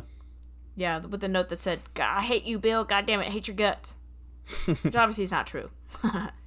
But yeah, that episode was awesome. There's a whole section for Ellie's birth, and yep. We see how Marlene is connected to Ellie. Basically, Ellie's mother is pregnant with her, and she gets bit, and that's why this very unique set of circumstances has caused Ellie to be immune. This Ellie's mom is apparently friends with Marlene or knows her somehow and says, you need to take this baby and I'm going to die, but, get her out of here. She's going to be all right. Yeah. You don't get that in the game. You have no idea why Ellie's immune. Yeah, that's whole backstory that's included. Unless it's in the second game. I don't know. I have no clue. And then there's also no background on the origin of cordyceps. The fungus that's growing on people, that whole scene in the beginning where they're talking about it on television and blah blah blah blah blah, and it was originated in Jakarta, I think that's what it's called, not in the game at all. So you have no idea where it came from. You kind of I feel like you get some kind of hints or clues in the notes, maybe. I'm not sure. I don't know. I think it was a popular theory that it was spread through, and I think it's actually in the show, but I think the show or the game kind of introduced it a little bit, that it was spread by like the flour, like the wheat supply. And then I think that they confirmed that by putting it in the show. It's kind of scary how realistic this was when I was watching the show. I was like, man, this is gonna happen. Yeah, well, it's based on a real fungus. I'm sure you've seen that, where it takes over ants' bodies. It's like, ooh, Yeah, they're so like one it little is step away from us. Yeah. Yeah. Anything else? Any new arcs? Oh yeah, tons. Okay. Tons of stuff. So in the show, the disease is spread from like the mouths of like the infected, like if they bite you or if they weirdly kiss you like they did with Tess, then the cordyceps, transfer. But in the game, it's more like they can also bite you, but there's also spores and stuff too. Like the game is really big on spores and like wearing the mask. Show doesn't even talk about that at all. I think I've heard rumors that it's going to be in the second one, but I don't know. Let's see.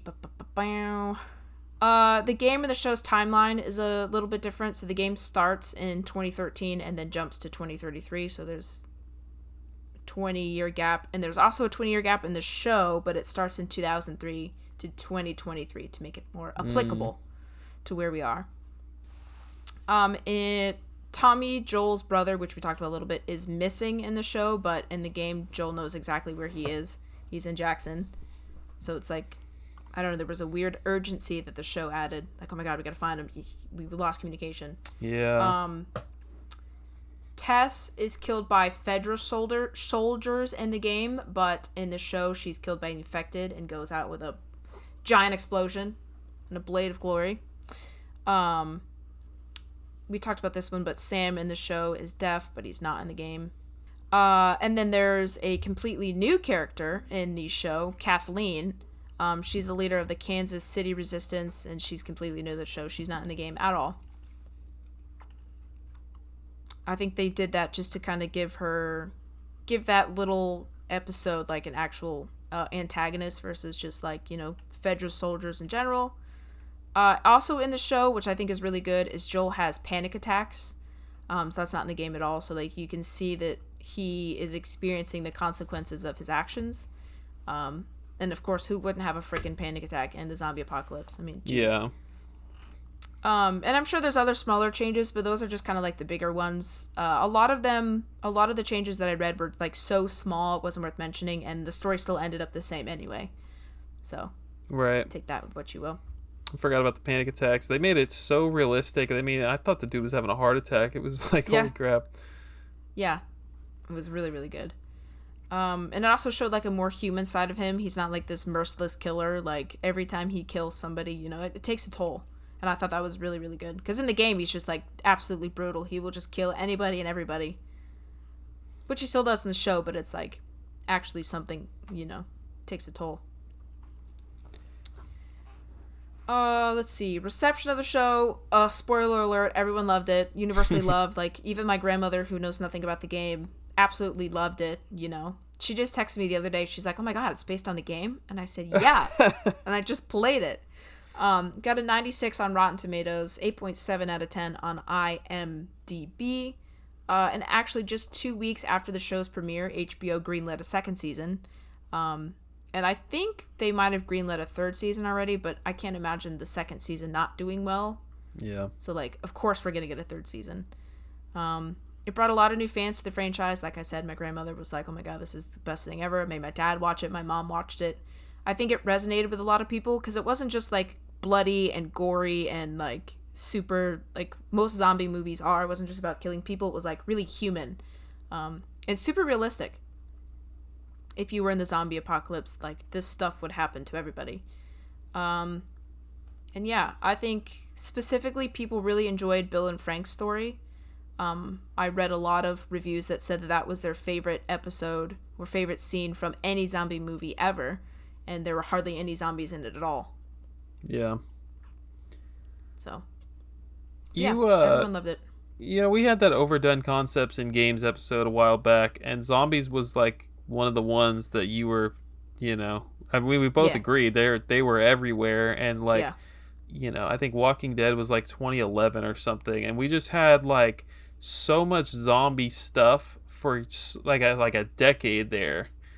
Yeah. Um, but I think it's interesting that this game is so much more than just a zombie game, that you were able to like fall in love with it. You really enjoyed the Yeah. heck out of it and the show. Well, yeah, and I don't like scary things, and I Mm, certainly would never imagine sitting down and playing a game about zombies, but it was so much more than that, and it wasn't like super scary. I mean, there were certainly jump scares, and I certainly screamed, but it wasn't like scary, scary, if you know what I'm saying. yeah. Um, all right. Well, thanks for all that research on the impact and reception there. Yeah. Let's talk about the final level. Yeah. It's a good one. I love the final level. There was ammo freaking everywhere, but essentially you are leaving the underground sewage area and trying to get yourself into this hospital, and this is where you've been trying to get to all along, and you finally get there and you get knocked out and you can't enter until they drag your unconscious body in, Yeah. and they take Ellie, and Joel wakes up on an operating table. I mean, that sounds. Hang on. He wakes up in the hospital. He's not getting operated on. Yeah. And he's like, "Where's Ellie? What are you doing to her?" And they tell him, "You're never gonna see her again. We're about to drill into her brain and do what we got to do because she's about to be the key to saving humanity." Joel's like, "Nah." So he he kills everybody, and long story short, you have to bust your way through this hospital, get to Ellie, and then get the heck out of there. And Yep. it is the most action-packed part of the entire game. It is waves of humans for forever, and I loved every minute of it. It was a very long level. Mhm. You are constantly finding. This might have been the one where I found the most notes and recordings. I don't know. Yeah. Definitely. Which makes sense. I guess you're in a hospital. There was a ton of human beings in there. Um, but yeah, it's fireflies galore, and you are just picking up weapon after weapon, ammo after ammo, and you're like, there's no stealth in this one, right? I'm pretty sure there was no option to be stealthy. You were just taking people out with guns, and it was a firefight the whole level. Yeah, I tried to be stealthy, and that ended very poorly for me. um, it's crazy, and as far as the story goes, it is incredibly interesting, and I just did not see it going this way when I watched the show. I was just like, oh wow, he's really gonna do this very selfish act, isn't he? And a lot of people, that I think the joke on the internet is like, was Joel right to do what he did? I think that's a lot. It brings a lot of discourse and ambiguity in this show. Yeah, well, the thing is, Ellie is not, well, she's unconscious because she can't swim, and then were underwater or whatever, so he's, like, trying to save her, and he gets knocked out, and she's unconscious, and so she never regains consciousness. So they're never like, hey, like, we're gonna drill into, and they don't tell her. I think that she just assumes, like, it's in her blood or whatever. She doesn't know that she's gonna die in order to get this cure, and she never wakes up again. So it's just, like, they put her down. She doesn't get to say goodbye at all. So, like, kind of not the best way to go about it. And I don't even know if they know if drilling into her brain is actually going to do anything. Like, is it in her blood? Like, did they even try that? Why didn't they try that first? They just go, Yeah. bam, immediately the brain, we're going to cut you open. It's like, hold on. Hold on now. let's take a step back here. Let's talk this out. So, yeah. And then I think it's funny that in the game you have the option not to kill the surgeons that are around Ellie. Oh You yeah. can just, like, leave them go. Like, let them be. I killed them all just because I didn't know that. But I read it up. It's like, yeah, you can take mercy on them. You don't have to kill them. It's like, oh, well, whoops. Didn't know that. But yeah, the whole level is, I think that was probably the most difficult part of the game, only because it's so back to back to back to back. There's no, like, stopping and, like, taking a breather. It was just like waves of enemies, and you feel like this is one of those times when the music is super tense, and it's like you know that this is it. This is the moment. This is the climax. You know. Yeah. So that was super good. I died so many times. There's specifically a point where I was like, and it would keep reloading me in the same spot because I guess that was the checkpoint, and I would just so happen to be in the corner. But when I was in the corner, there was like 6 enemies that would spawn around me, and I couldn't get out of the corner without alerting them. So I don't know if that was like a glitch or like a misstep or like just bad planning on my part, but like I died so many times I couldn't get away. They would just bam shoot me or lock me in a headlock and bam kill me. This is like the one point in the entire game where they arm you with a fully automatic weapon, you know? Yeah. And it's super, like, hard to use because you're just shooting it and it'll just, like, bam, go off into the corner. Like, bam. Like, you have to, like, really be good at aiming that thing. I was not. I didn't use it. The recoil, yeah. I loved it. I thought that was a fantastic ending to the game. And it totally left a door open for a sequel. They could have ended it there, but they totally left it open for a sequel. And I'm excited to see what they do in season 2. Well, I'm sure you probably recognize this too, but the game's opening and the game's ending is like mirrored. So Joel is carrying his daughter, who is hurt, and then into safety, and she ends up being killed. And then at the end, Joel is carrying Ellie to safety, and she survives. So it's like flipped. So that was really cool to see. Kind of a reverse of what happened. But yeah, that whole level was super good. And that was when I was just like throwing projectiles out and just like going guns a-blazing and setting people on fire and blowing them up and just doing the most damage that I could. Because I knew it was going to end. It was brutal. I mean, he was not having it in the show or in the game. Like, he was just... Joel was like, get me to my little girl. I'm going to freaking kill all of y'all. You are not taking her brain out. Like... How dare you even touch her? Yeah. I think the part that gets me is like not even letting her say goodbye or like anything like that. She just goes straight from being unconscious to like medically induced, I don't know, anesthesia or coma, I don't know. But yeah, it might have been, maybe Joel would have let her go if he got to say goodbye, but I doubt it. Yeah. Or, well, for sure not. But if she was like, like, let me go, Joel, like, this is my destiny, whatever. Maybe he would have had some reservations. But alas, no. He killed everybody. Even, well, should we say? Yes. Kills Marlene. Bye-bye. She, like, survives this whole time. She's injured, and then she's fine, and then she gets to finally the place where she needs to be, and Joel shoots her!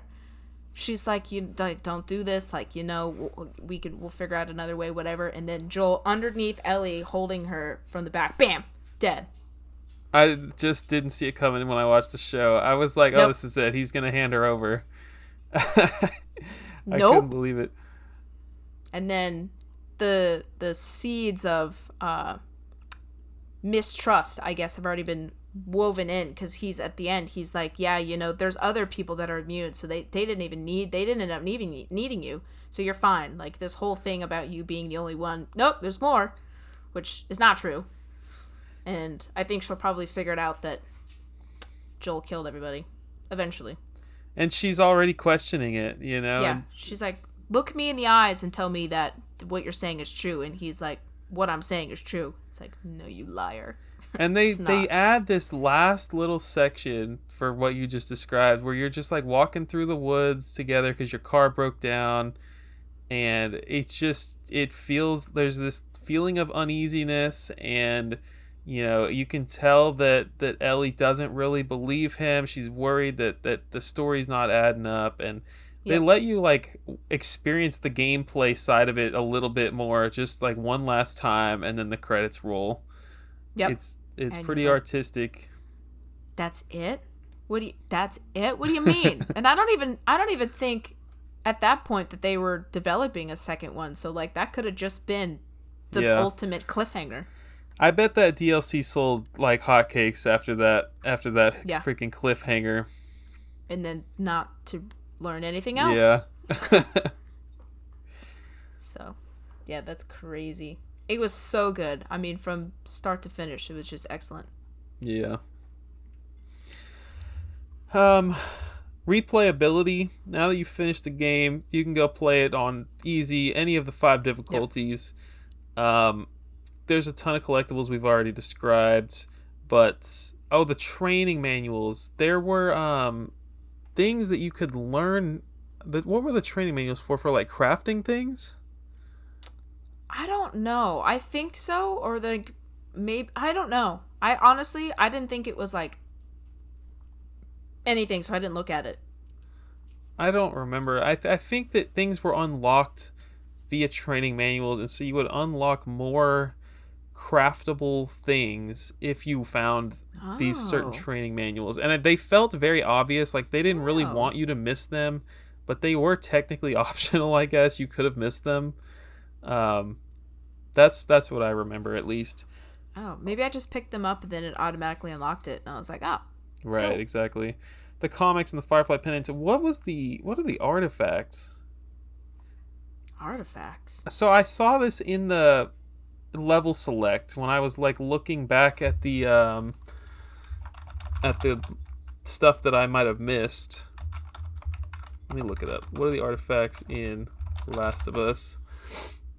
Like the toy that she picked up, or like I don't know, Okay, for the so we have kid. like note to brother, coins, trading cards, boy's diary, Oh.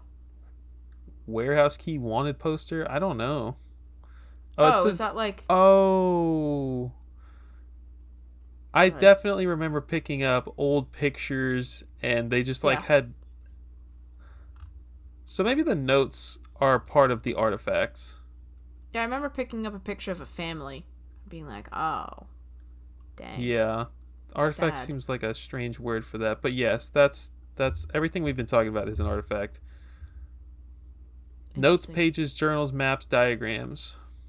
Yep. Remember all that? Yeah, I forgot about the pictures because you would just like pick it up and be like, okay, cool. Like, what do I do with this?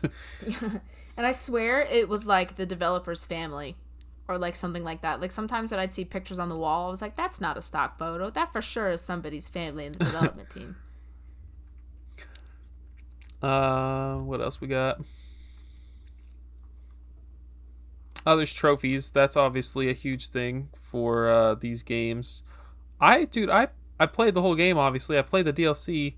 I got like hardly any trophies. Just like not being a hunter of them. Just like playing the game like a regular person. Yeah. I maybe got like 1 or 2 out of like. There's a bunch for multiplayer. I think in total there's like 50 trophies, and that includes the God. DLC. I think I got like 5. I was like, what the heck? Um, I didn't even think to look. a lot of games are I don't even just know where to find like them. a lot of games are cakewalks with trophies, and they just be like, "Oh, good job, you beat level 1. Good job, you beat level 2." But this was not that type of game. Huh. I didn't even think to look. You can go back and visit certain chapters. It shows you what you're missing from each, and yeah, you can go back and change your style, play the game a totally different way if you want to replay it. If you're looking for some replayability, all of this makes this game has a lot of replayability. I'm not interested in playing it on a harder game mode, difficulty mode. I'm not really interested in going and collecting all the artifacts I missed, but that is probably because I have 2,500 video games on my wall. Like if I was just a normal person, Yeah. like let's go back to childhood. If I just had one game to play every 6 months or whatever, like I only had one game to play at this time, then yeah, heck yeah, I would be replaying the heck out of this. But now I'm just like, all right, I'm good. I gotta move on to the next experience. Xenoblade Yep, I Chronicles agree. X. That's right. That is right. I don't. We couldn't figure out how long it took us to finish the game. I'm gonna say like, including. No, I'm not even gonna guess. I don't have any idea, but it wasn't that long of a game. I'm I want to say like 15, 20 hours. I obviously don't know because there's no time clock in the game, which is stupid. And there's no death counter, which I think there probably should be. Mm. For how many times that you die, I think that'd be interesting. I'd say for like 15 hours. Wasn't super long. There's definitely lacking stats like that. Yeah, I don't know. I honestly, I think I took like a 3 or 4 week break from the game and then went back and finished like. So I don't even know. My timetable's all off on how long it took me to beat the game. Um, Last likes or dislikes about the game. Do you have anything negative to say about it? I really don't have anything negative to say at all, honestly. I mean, you could say like the frame rate and whatever, the blah blah blah, all that stuff that came out on the PS3, but like that, none of that bothered me. There wasn't anything where I was like, "Damn, this is just bad." I don't think so. I know. I strangely I don't have anything negative to say about it. We just talked about the game for 2 hours. I don't know, dude. Like maybe that means it is a 10. Like I really don't have anything negative to say about the game. I have nothing. I couldn't think of one bad thing. Go play The Last of Us if you haven't. You probably have, but would Well, here's a recommend. question for you. If you had only a limited amount of time, would you tell people to play the game or watch the show? They could only pick one. Yeah. What would you say? Dang, that's a good question. I think I would say the show. Really? What about you? No, I'd probably say the show. Just because it's it's easier to watch something versus playing it. Because you have to like that genre of game, and if you don't, then you're not gonna like it. But the show, the story is so powerful from the game that I think watching the show, anyone can do it and resonate with that. I don't know if there's anything in the game that they did better than the show. Yeah, And the show, if anything, adds more stuff. You got that Bill yeah, episode, which is completely missing. yep, Yeah, I mean, the fact that I'm even like debating this is crazy because if we're talking about a game from the 90s, like should I watch the show or the game? It's like this is not even a contest. Obviously that yeah, the real human beings are going to like act better than these little sprites on a screen that are animated. But like we're talking about two video games here, and both of them have actual voice acting, maybe even like motion capture in the game. I'm assuming there's motion capture. yeah. It So does. That's like one they're of the both first games to use it. just freaking artwork, and yeah, I think the show does it better. Um, but yeah, by all means, if you have the interest in both, you should experience both. Yeah, I agree. I'm glad I played the game even after watching the show because Yeah, it was different enough, and they explored kind of different things a little bit with like the notes. I thought that was really fun. Um, but yeah, being able to play it and kind of do your own thing in different ways, I think was really fun, enjoyable. And I think I've never really played a stealth game or like anything like this, so and I enjoyed myself thoroughly. I think Pedro Pascal and whatever her name is are both Bella fantastic. Ramsey, come on now. I think they're both fantastic. I think I that agree. I mean there was they truly captured. Now that I've played the game, they truly captured the personalities of those characters just so Yeah, they well. did. Pedro Pascal, gruff older gentleman with a dark past, and Ellie just quick, quippy, sarcastic, sassy, fighter. I think describes them. Yeah. She's probably meaner in the show. Just I don't know, more violent, more vicious, Yeah, for sure, more definitely. sarcastic. Uh Oh, huh. there's a spot in the DLC I wanted to bring up that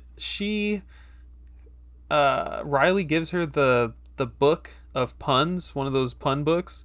Yeah, You can exhaust that to know like to like I there's how you get the optional triangle button to read yeah, stuff or listen to stuff.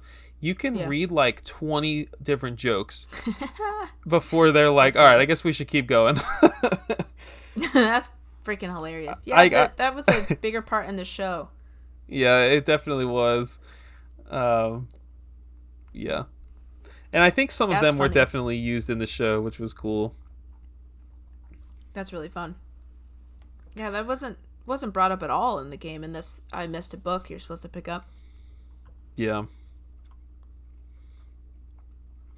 Let's get some listener responses then if we're done. You got it. So on Instagram, it was kind of hard to pick a question specifically for this stuff, so we picked like 3 that I thought were kind of cool. So the first one was, have you played The Last of Us? And I got 61% yes and 39% no. That's That pretty was good. just a blanket statement. Yeah, it's pretty good. Then the second question I asked is, have you seen The Last of Us TV show? 57% said yes. Wow. And 43% said no. So it's a little lower stats. More people have played the game. And then the third question I asked, oh wow, that was seen by a whole ton, was what did he play it on? So the options were PS3, PS4, PS5, and PC. We got 38% PS3, 39% PS4, only 17% on PS5, and 6% on PC. I believe that. I mean, I believe that about the PC at least. I just think it's interesting that equal amounts basically have played it on the PS3 and the PS4. So it's like, that's cool. probably a lot of people's last PS3 game, and then maybe a lot of people's first PS4 game. True, yeah, they came out so close together. Yeah, that's cool. Nice. Yeah, those are cool stats. And on Discord, you asked, just kind of like give us your experience with The Last of Us. Did you watch the show, play the game? What did you do first? When did you play it? Etc. Craig of Craig's Game Room played the game in 2014, really enjoyed it, watched the show when it came out, and thought it was even better. Still wish the second game didn't exist. It was perfect as a standalone story. Dang, I think that's a common thing for people. I think a lot of people hate the second game, the way it ends. What? Okay, well, no spoilers, so don't tell me, but we'll see. But how could you appreciate how the first one ended? It didn't end. What do you mean? I think it could have stood there as its own thing and just like been that would have been it. They could have totally ended it there. No, I hate that. I reject that. No. Daily Beating says I didn't have the cash for the game when it came out, so I watched a long play of the whole thing on YouTube. Liked the show, enjoyed the second game, excited to check out season 2 this weekend. Nice. Yes, I'm so excited for season 2. It's not even funny. Now Rockatelli Shoot says had to pass because of the spooky factor, but I know the story. Great game, and I'm glad the show has done a great job retelling it in TV form. Also happy to see that Red Viper and Lady Mormont killing it. What is he talking about? I have no clue. This dude is Oh, is that like some Game of Thrones thing? Because they're both from Game of Thrones. Oh, are they? Yeah. They're both from Bella Ramsey and Pedro Pascal are both from Game of Thrones. Oh. I'm on like season 2 of Game. Well, I guess I should probably still know that. Anyways, I still need to actually play the game, says Bitsy Link. Hopefully I can get around to it this year. Thanks for writing in, guys. You've only been sleeping on it for 13 years like us. Yeah, I can't imagine we have to be in the minority here of gamers that have not experienced this freaking game at this point. Well, yeah, to be fair, I would not consider myself a PlayStation gamer. So, how many people out there have played Xenoblade Chronicles? Just saying. They're behind. All right, sweet. Over 2 hours talking about that game. That's crazy. Heck yeah, I could talk about it for longer. I mean, it was so good. Everything about it, so good. Excellent game, excellent show. Excited for season 2. Let's talk about news, Hannah. There was a Nintendo Switch 2 Direct. Oh my gosh, we talked about it a little bit. I think the day after it happened, or maybe it was the same day. I don't remember, but my God, is there a lot to talk about? I mean, we honestly could probably talk about it for 2 hours in another episode. Yeah. But I don't think we will. I've talked about it so much with so many people now. I feel like, I mean, I'm sure everyone has heard so much about it now. Is there anything you would like to bring up about it?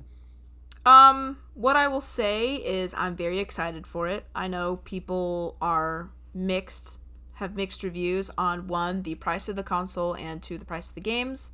I think the price of the console is pretty standard for, that kind of technology. Obviously, they've added a bunch of stuff to it. The games look great. They run great.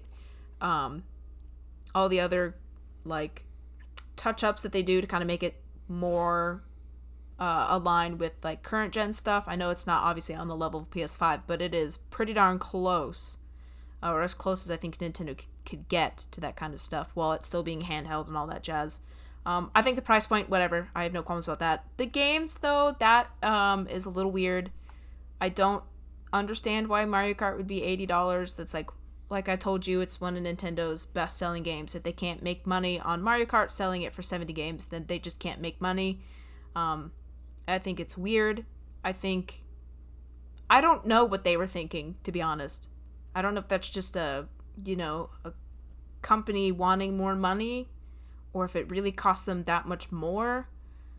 I don't know. I really don't know. I know it changes up the Mario Kart formula a lot, and it's more like Grand Theft Auto-esque open world kind of deal, but like $80? Not even Sony or Xbox have done that. I think the people were freaking out because they saw 90 euros or something on another screenshot, and that blew up, and so people were like, oh, it's going to be $90. I think that it was the best-selling game of Nintendo for like the last 10 years on 2 consoles, and they're just like, well, yeah, everybody's going to buy it no matter what the price is, so let's just put it at $80. I don't care. I don't think anyone's going to not buy it because of the price tag, and I think that's what they see. Yeah. I know, just but like Zelda. I know, but that feels greedy. I don't know. That just feels icky to me. And Nintendo can do a lot of things where I'm like, whatever, it's Nintendo. But this one, I don't know. It felt a little gross. But they really did themselves a disservice by, one, not mentioning the prices at all for anything in their direct, because that led to so much confusion. Because at some point that they released prices in the Japanese direct, and it translated from whatever yen to $330 US dollars, and people are like, oh my god, that's incredible, it's less expensive than the friggin' OLED model. But alas, that's not true. And so that was misinformation that was being spread, and then they were like, oh, $330, and then no, it's actually $500 if you get Mario Kart with it. I don't know, that was stupid. I don't know why they did that. And then you can't even get a Japanese Switch because they're region locked. So even if you want to pay $333 or whatever it is, and then pay, $50 shipping, it would still be less expensive. But alas, it's region locked, so you can't unless you have a Japanese account. And if you do, congrats to you. I don't know. I'm so torn because the games look incredible. The third party support is there. I mean, we get freaking Cyberpunk, we get freaking Elden Ring, we get freaking Final Fantasy VII. What was the other one? The new From Software game. I can't remember what it's called. But like all of these big things. But like, I don't know. I'm so torn. I don't know what to think. Is there a price where you're not going to get it day one? No, of course not. I'm telling you, Nintendo has me so dirty. But still, I just think $80. But I will say that the $80 price point is going to make me shy away from getting a physical copy and getting the digital version, which I hate about myself. But it's like $30 just to put it on the shelf is crazy. Yeah, I'm a little bit nervous about the pricing. I mean, I'm probably going to purchase it day one. I don't think they're going to go and like make it a $600 console. My plan is to purchase it $500, or I guess I can't say that. My plan is to purchase it digitally with Mario Kart bundled in because I need a game to play on it the day I get it. I'm not just going to buy a Switch 2 to play the games I've already been playing for 7 years. I am excited for Mario Kart. I think it's going to be a fantastic game. I think it's going to be well worth the $80. But I do want to purchase the game bundled in with the console to save a bunch of money. And also Donkey Kong looks unbelievable. I'm very excited for Donkey Kong. Donkey Kong looks great. Even Metroid looked great. I don't know why I say it like that. Metroid looked great. For someone who doesn't like Metroid. And then Kirby Air Ride is getting a sequel. Oh my god. And then, of course, Hyrule Warriors is getting... It's now a trilogy, I guess. Yeah. It's getting a new game. That's canon, and you get to see what happened to Zelda when she went back in time. Oh my god, Age of Imprisonment sounds so good. I cannot wait. Yeah, that name is really cool. And then, And they really haven't even confirmed yet if first-party games are going to be $70 or if they're gonna be $80, or if Mario Kart is just the anomaly, like Tears of the Donkey Kingdom Kong was 70. Okay, good. I'm glad. Yeah, And I then guess 60's probably gone forever. yeah, I mean that makes sense. The 70, we got that with Tears of the Kingdom, whatever. And that's just kind of the industry standard for first party, which is fine, whatever. Um, but yeah, so the original pre-orders were going to be on April 9th, and they even announced that on that day, and then like later that day they're like, well, actually, because the United States is on fire and there's a bunch of tariffs, we don't really know. So I don't know what's happening. We don't know what's happening. Yeah, I mean, there's really no reason to panic. Nothing we can do about it. And like you said, you're gonna buy it anyway. I don't know. There Yeah, is for a sure. price where I won't buy it at that price, I think, but we'll see. I don't think it's gonna get too Honestly, bad. no. If it's I wouldn't buy it if it was $600. Like $500 for me is like I've never paid $500. Let's put it that way for a Oh, new it's true. system. I've only paid 350, and even that was expensive. So I like $500 is crazy for me. I have never spent that. For collectors, I guess, or physical people, the spines aren't red anymore. The spines on the game cases are going to Yeah, be carried over from the front cover art, which is very exciting. that is exciting. That is nice. Yeah, like I said, they have to differentiate it somehow. And The the carts, cartridges are going to be red. yeah, I'm excited about that for That's no reason at that's all. exciting. And they're still going to taste bad, so that's good. No accidental kids swallowing them. We had black DS cartridges, like light gray 3DS cartridges, black grayish Switch cartridges. Red is a nice change of pace. That's pretty exciting. I agree. Like I told you, I like seeing the different companies like really own their color. Like obviously PlayStation is blue, Microsoft is green, which is everywhere, and Nintendo is red. I like that Yeah. a lot. And Any other then what was news? the other thing?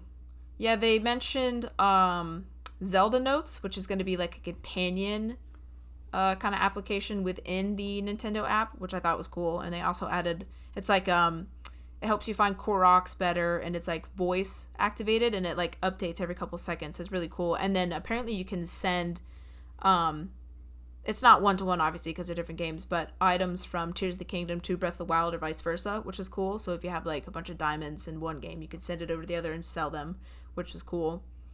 Um, and it seems like I watched the comparison in the treehouse. The Switch 2 game runs way better than the Switch 1 game. Like I didn't realize, and it's not bad, of course, but like I didn't realize how long the load times were in Breath of the Wild. Like when you're playing it, it's like whatever, or how like the frames, the frame rate drops, or like it gets like really laggy. I didn't really notice.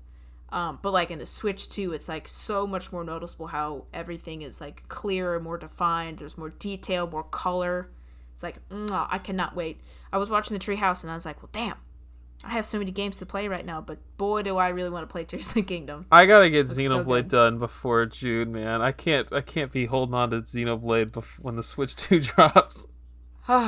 Yeah, Um, Xenoblade. Oh man.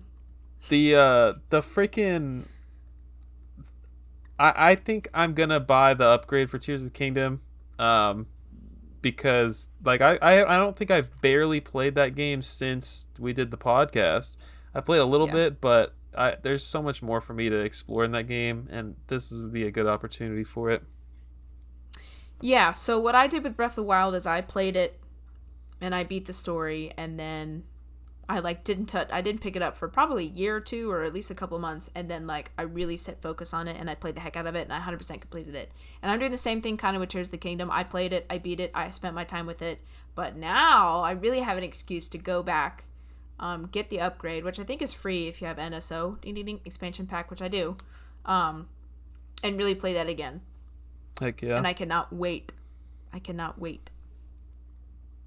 But Yeah, I'm kind of excited to check out the phone mobile app stuff. it seemed really cool. I watched them play around with it. It seemed pretty nice. What do you think about the voice chat? Will you use that? Maybe. Probably. I mean, I don't play a lot of multiplayer stuff on Switch, but the times that I do, it's like NSO, and you and I have started Breath of Fire, and like, yeah, I don't want to have to use my phone. I don't want to have to use Discord. I would much prefer to use an integrated thing. It's just that the Yeah. Nintendo Switch app is a joke, so I've never used it. So Yeah. yes, I will totally use this. Yeah, I'm excited. I think it'll be nice. I don't think I'm gonna get the camera, at least not right away. But if I do, the freaking Hori one looks so cool. I don't know if you saw it. It's a piranha plant. Dude, it's so cool. And it closes? And it closes. Yeah. Like, Nintendo had a real missed opportunity there. But, like, they knew that Hori was going to come out with it because you have to get approval from that. So, like, yeah. You know? It's like, certainly they could have come up with something better. I don't think I'm going to get the camera. I mean, what the heck am I going to do? Like, I don't even have... I don't know, man. I want Jamboree, but who's going to have a camera? Like, one other person on the planet that I know is going to have a camera and Jamboree. Like, it seems like it's not going to get used. Yeah. We'll see. That's what I'm saying. I feel the same way. But yeah, I'm excited for the Switch 2. Very excited. And it comes out in the summer. Super excited. We were right about that when we talked about it. Heck yeah. Donkey Kong is what I'm most excited for. I really am excited to experience that game. Yeah, that one looks really, really cool. I watched them play it in the treehouse, so it's like everything is destructible, and he has like cool slam moves and whatever. It looked really good. I'm excited. I think Mario Kart is going to really... I think everyone I know is going to be playing that game online. I think everybody's going to be playing that for months, maybe years. I think it's going to be a blast. Yeah, oh, for sure. And did they mention anything about like battles or like any of those traditional kind of multiplayer? Not that I've seen. Modes? Yeah. Because that's the longevity of, in my opinion, like you can race over and over and over again. And it's like whatever to get your fastest time and whatnot. But like the battles is where I really like the online stuff. A lot of people want some battle mode to return for sure. Yeah, can't wait. Any non-Nintendo news to discuss? Absolutely not. Yeah, I'm like looking through the Discord. It's just all Nintendo Switch 2. Yep. People have beat it with a dead horse. You been buying anything for your collection? No. But I have recently acquired a PS5. So that's exciting. Tell us about it. One of my best friends, they have two PS5s. So he had one and she had one, and so they live in the same house. So it's like, why do they need two? So he gave me the digital only one, which has a shiz ton of digital games, by the way. It's like I've been just given like free reign over all of these games, like first party, because he has PlayStation whatever it is, where you get like, you pay for it and you get like a certain amount of free games. I don't know what it's called, but he has like a crap ton of them. And I'm so excited. Like Spider-Man, he's got Final Fantasy, he's got The Last of Us Part 2. I mean, it's literally everything that I could possibly ever want. Elden Ring, whatever. And so I'm very excited to play for that. But he lent it to me so that I could play Baldur's Gate 3. That's what it is, Baldur's Gate 3? Yes. With obviously my friend, who we're like super into D&D right now. So it's like, perfect. And I haven't started it yet because I'm really trying to finish Xenoblade Chronicles X. Or at least get enough into it where I'm like, I know the mechanics and I'll maybe remember them if I take a break. But we'll see. I have some thoughts on Xenoblade Chronicles X, I'll be honest with you. But no, I haven't bought anything. I mean, I don't know anything about the gameplay of Baldur's Gate, but I mean, that was like an insane... Like, everybody loves that game. I'm guessing you're going to freaking love it. Yeah, and the best part is, I don't know if you know anything about D&D, but like with RPGs, you get to pick like your class, and there's like multi-class and then like all these like different things, and it's like the replayability of this game is crazy because you can play it as different classes. So I'm so excited for that, and it also helps you learn like the actual tabletop game, so I'm very excited for that as well. Nice. What have I bought? I wrote some stuff down. Oh, so I sold my Piglet's Big Game like August or something, whenever it popped off and everybody was buying this crap. I sold Yeah. it for like $130, and then a Jeez. couple weeks ago, I was the only bidder on a sealed copy. I got it for $50, so big win. Whoa. Heck Dang. yeah. Um, Dang. Do people just forget about it or what? I don't know. Auctions can be weird sometimes. And then I got the all the inserts, box manual, all that crap for Final Fantasy Tactics Advance. No Nice. cartridge, but that was only $20, so that was exciting. Oh, dang. You wouldn't think so. It'd be so cheap, but wow. Yeah, that was a deal for sure. And that's pretty much it. I mean, there might be a few other things, but let's talk about what we've been playing. Let's talk about Xenoblade. Okay, I think last time we talked about it last episode when we first started, and I was like, yeah, it's pretty good. You know, you can explore whatever diddly do, but like, it does the thing, and I fucking hate it. It's where you try to do these specific side missions, and then you can't continue the story forward until you finish that side mission, and it's dog shit. I hate that. Stupid. And it's not even like the story is like the progression is super integrated in the story. Like, you know, specifically in the other Xenoblade games, like how to progress the story. But this is like mission based, and it's like you have to go out and do this and do this, this, this, this, and this. I hate it. I hate that progression. It's stupid. Wow. The other ones are not like that. I hate it. I just did an affinity mission. I mean, how far are you? 11 hours, 12 hours. Yeah, I'm like 12 or 13 hours. I just did this affinity mission where you have to go. I don't know. I guess it is something that gates you from doing chapter 5 or something, or chapter 6. I don't know where I'm at. Yeah. Yeah. But Is it the one where you have to like kill those monsters and they're like super low, but there's like 30 of them that pile on you? Is it that one? I don't think so. I had to get a blue Oh. tentacle from this demon monster thing. No, that's not the same one I'm on. I don't know. I don't even know how I feel about this game yet. I'm not having a bad time, but I don't know that I don't know. I feel like I am a fraction of the way through this game, and I'm not like having the time of my life, but I have to sink in so much more time into it, and I don't know. I don't know, Hannah. It's a fine game. Like, okay, so I had some issues with the camera, and that was pissing me off for hours. I just dealt with it, just kept chugging along. Honestly, there was times where I was like nauseous. I was like, man, this is not a great camera. That was the problem. I could just zoom out the whole time. Yeah. I was like, oh, I thought it was just the Switch version. They fixed all that crap. No, I was the problem. So thank God, I got the camera looking good now. I don't. I don't remember having an issue with the camera, but yeah, and let me just say this: this is very much not a good representative of the main trilogy. This is like its own entity.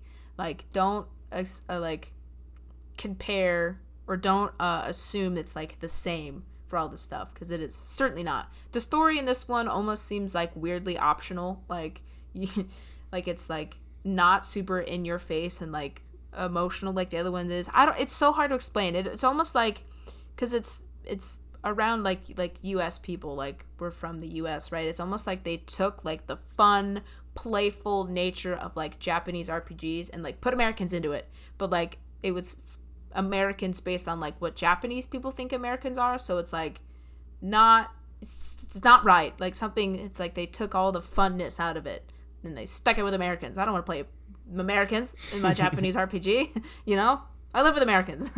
I don't know. It felt weird. Something about it is weird, and I couldn't tell you exactly what it is. But like, of the Xenoblade Chronicles games, this might be like 2's the best, right? Three's fantastic, and 1 is like way down here, which I know is a controversial opinion. But like Xenoblade Chronicles X goes way, way, way, way below all those. It's like not even close. It's not even the same ballpark. It might be the only one I don't finish, I'll be honest with you. Because right now, the lock progression drives me insane. Wow. I know. And it's like a full like 360 turnaround from like when I was before, because I wasn't locked into this stupid affinity mission that I'm gonna have to go grind for hours, you know, instead of just like fitting that side quest or that affinity mission like into the main story and then just coming back to it once I'm a high enough level. It's like, no, you have to sit here and grind for this, and then maybe possibly you can move on to the next thing. It's like so separate, and I hate it. Wow, this is Yeah. a new one. Wasn't expecting this.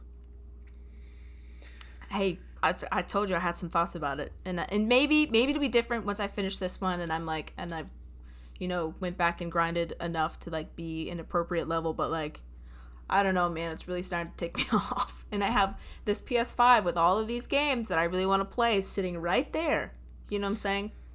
Yeah, I mean, I feel the same way with the same console sitting right there as well because I want to play Spider-Man 2 really bad. The Tell me if they fix this. I have been sitting in cutscenes and the music is hilariously loud. It is so loud, and the music has lyrics, which I don't like in my video games, but the music is like real music with people singing, and it's so loud in the cutscenes that I cannot hear. That still happens? Yeah.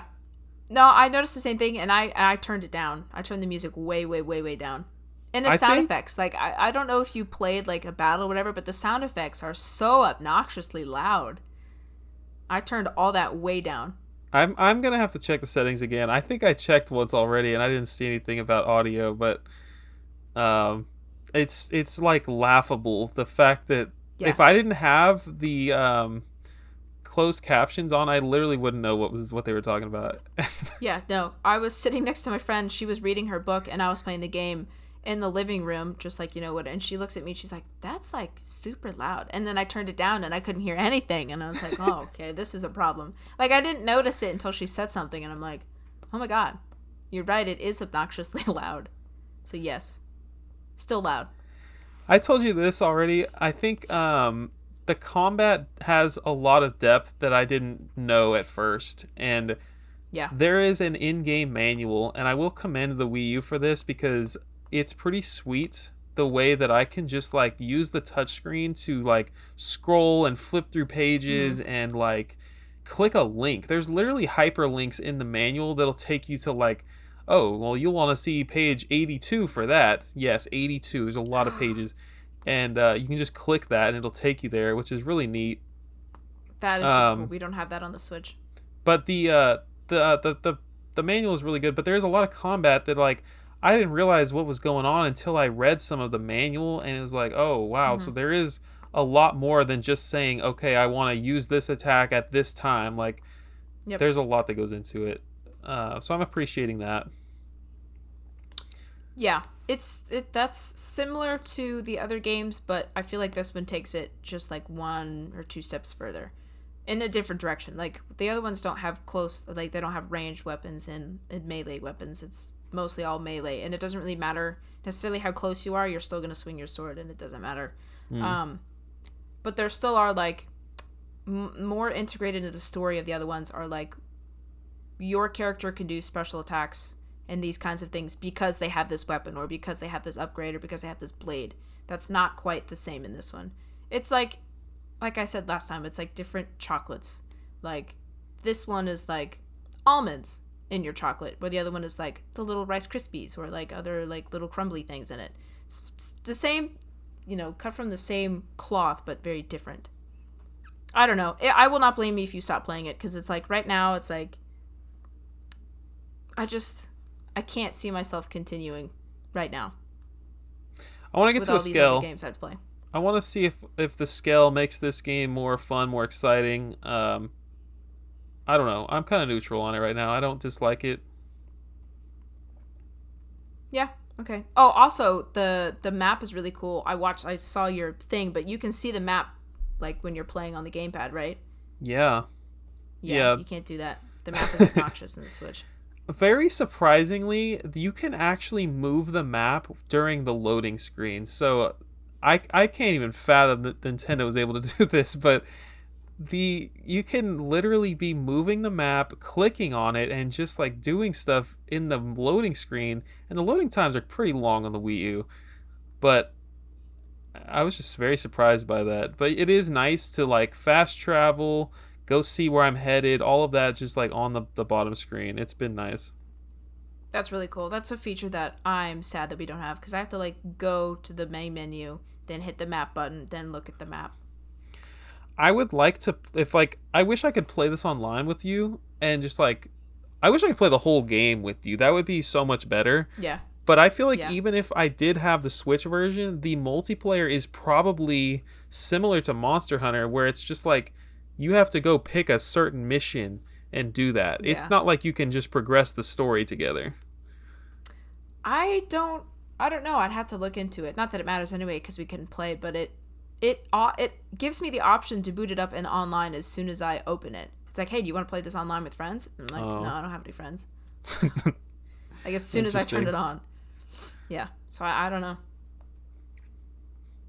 Well, that's Xenoblade. I'm very surprised to hear that you're not a fan. Yeah. Me too. It hurts to say that, but it's true. Playing anything else?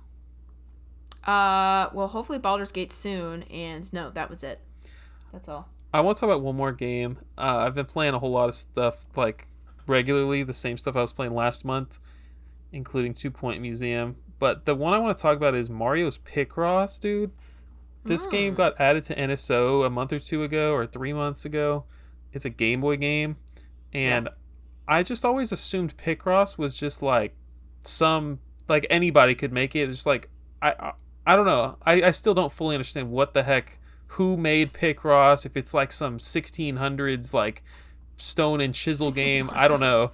But it's just a very basic game similar to Sudoku, and it's the puzzle game. But it's so freaking fun to me. I like Sudoku, so if you're listening and you're like, that sounds awful, then you probably don't like Picross. Loser. Yeah. It's just like a brain game with numbers and crap, and I'm like addicted. Like this is the most I freaking love it. And there's like a billion games all made by this developer Jupiter, and they made a ton. Like these are technically like first party published by Nintendo games, but then at some point they stopped doing Nintendo published games, so you can just like there's like a really cool Sega one for cheap on the Switch eShop, and there's a Namco one, and there's so many, and I'm like really excited to explore the series. Oh, so it has nothing to do with Mario. That's just kind of like they just slapped it on there. This one is annoying because like occasionally you'll solve this puzzle and it was a picture of a Goomba. But for the most part, it's like it's just random objects in the world. Like last night I was playing, like one of them was a donut, another one was a helicopter. It's just like this is like Mario's constantly in the corner watching you. Yeah. And I guess you're playing as Mario technically. There's no Mario about this game. It is just a stupid tie-in, except for the occasional Goomba or Koopa shell or whatever. Nice. But yeah, there are themed ones that I want to check out eventually. There's like I don't know. I guess there was a Pokemon Picross, but I think that one was digital only, so I can't play that. Oh, boo. Do you like Sudoku? I dabble, yes. Okay, you might like this. It's like the perfect game to just like play while you're watching TV or just like before bed or something. It's just one of those types of games.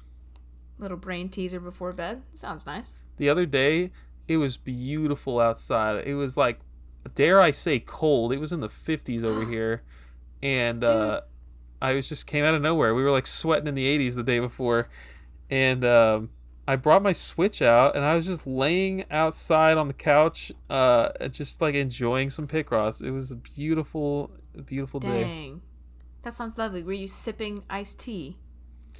I was not sipping iced tea. Bummer. Let's say that's a good old southern day hanging out on the porch. All right, so if you took anything from this episode, play Picross, The Last of Us, and skip Xenoblade. No. No, I think that sounds right. Watch the show, watch The Last of Us, play Picross, and then maybe play the other Xenoblade games instead. Where can the people find you, Hannah? Game Girl Advance. Oh my god! Game Girl Advance SP on Instagram. See, that's what I get for not using it very often. Appreciate you guys listening to 2.5 hours of The Last of Us. And I don't know what next month's going to be, but I hope that season 2 of The Last of Us is fantastic. Excited to discuss it with you, Hannah, and the listeners. Yes. Ooh, I can't wait. Make sure to join the Discord, and you can chat with me and Hannah anytime, anywhere. Yep. And follow Hannah to be able to answer questions for the stuff that we do relating to the podcast. That's right. And you can follow me at Bird Dog Gaming everywhere. And we'll see you guys in May for another episode. See ya.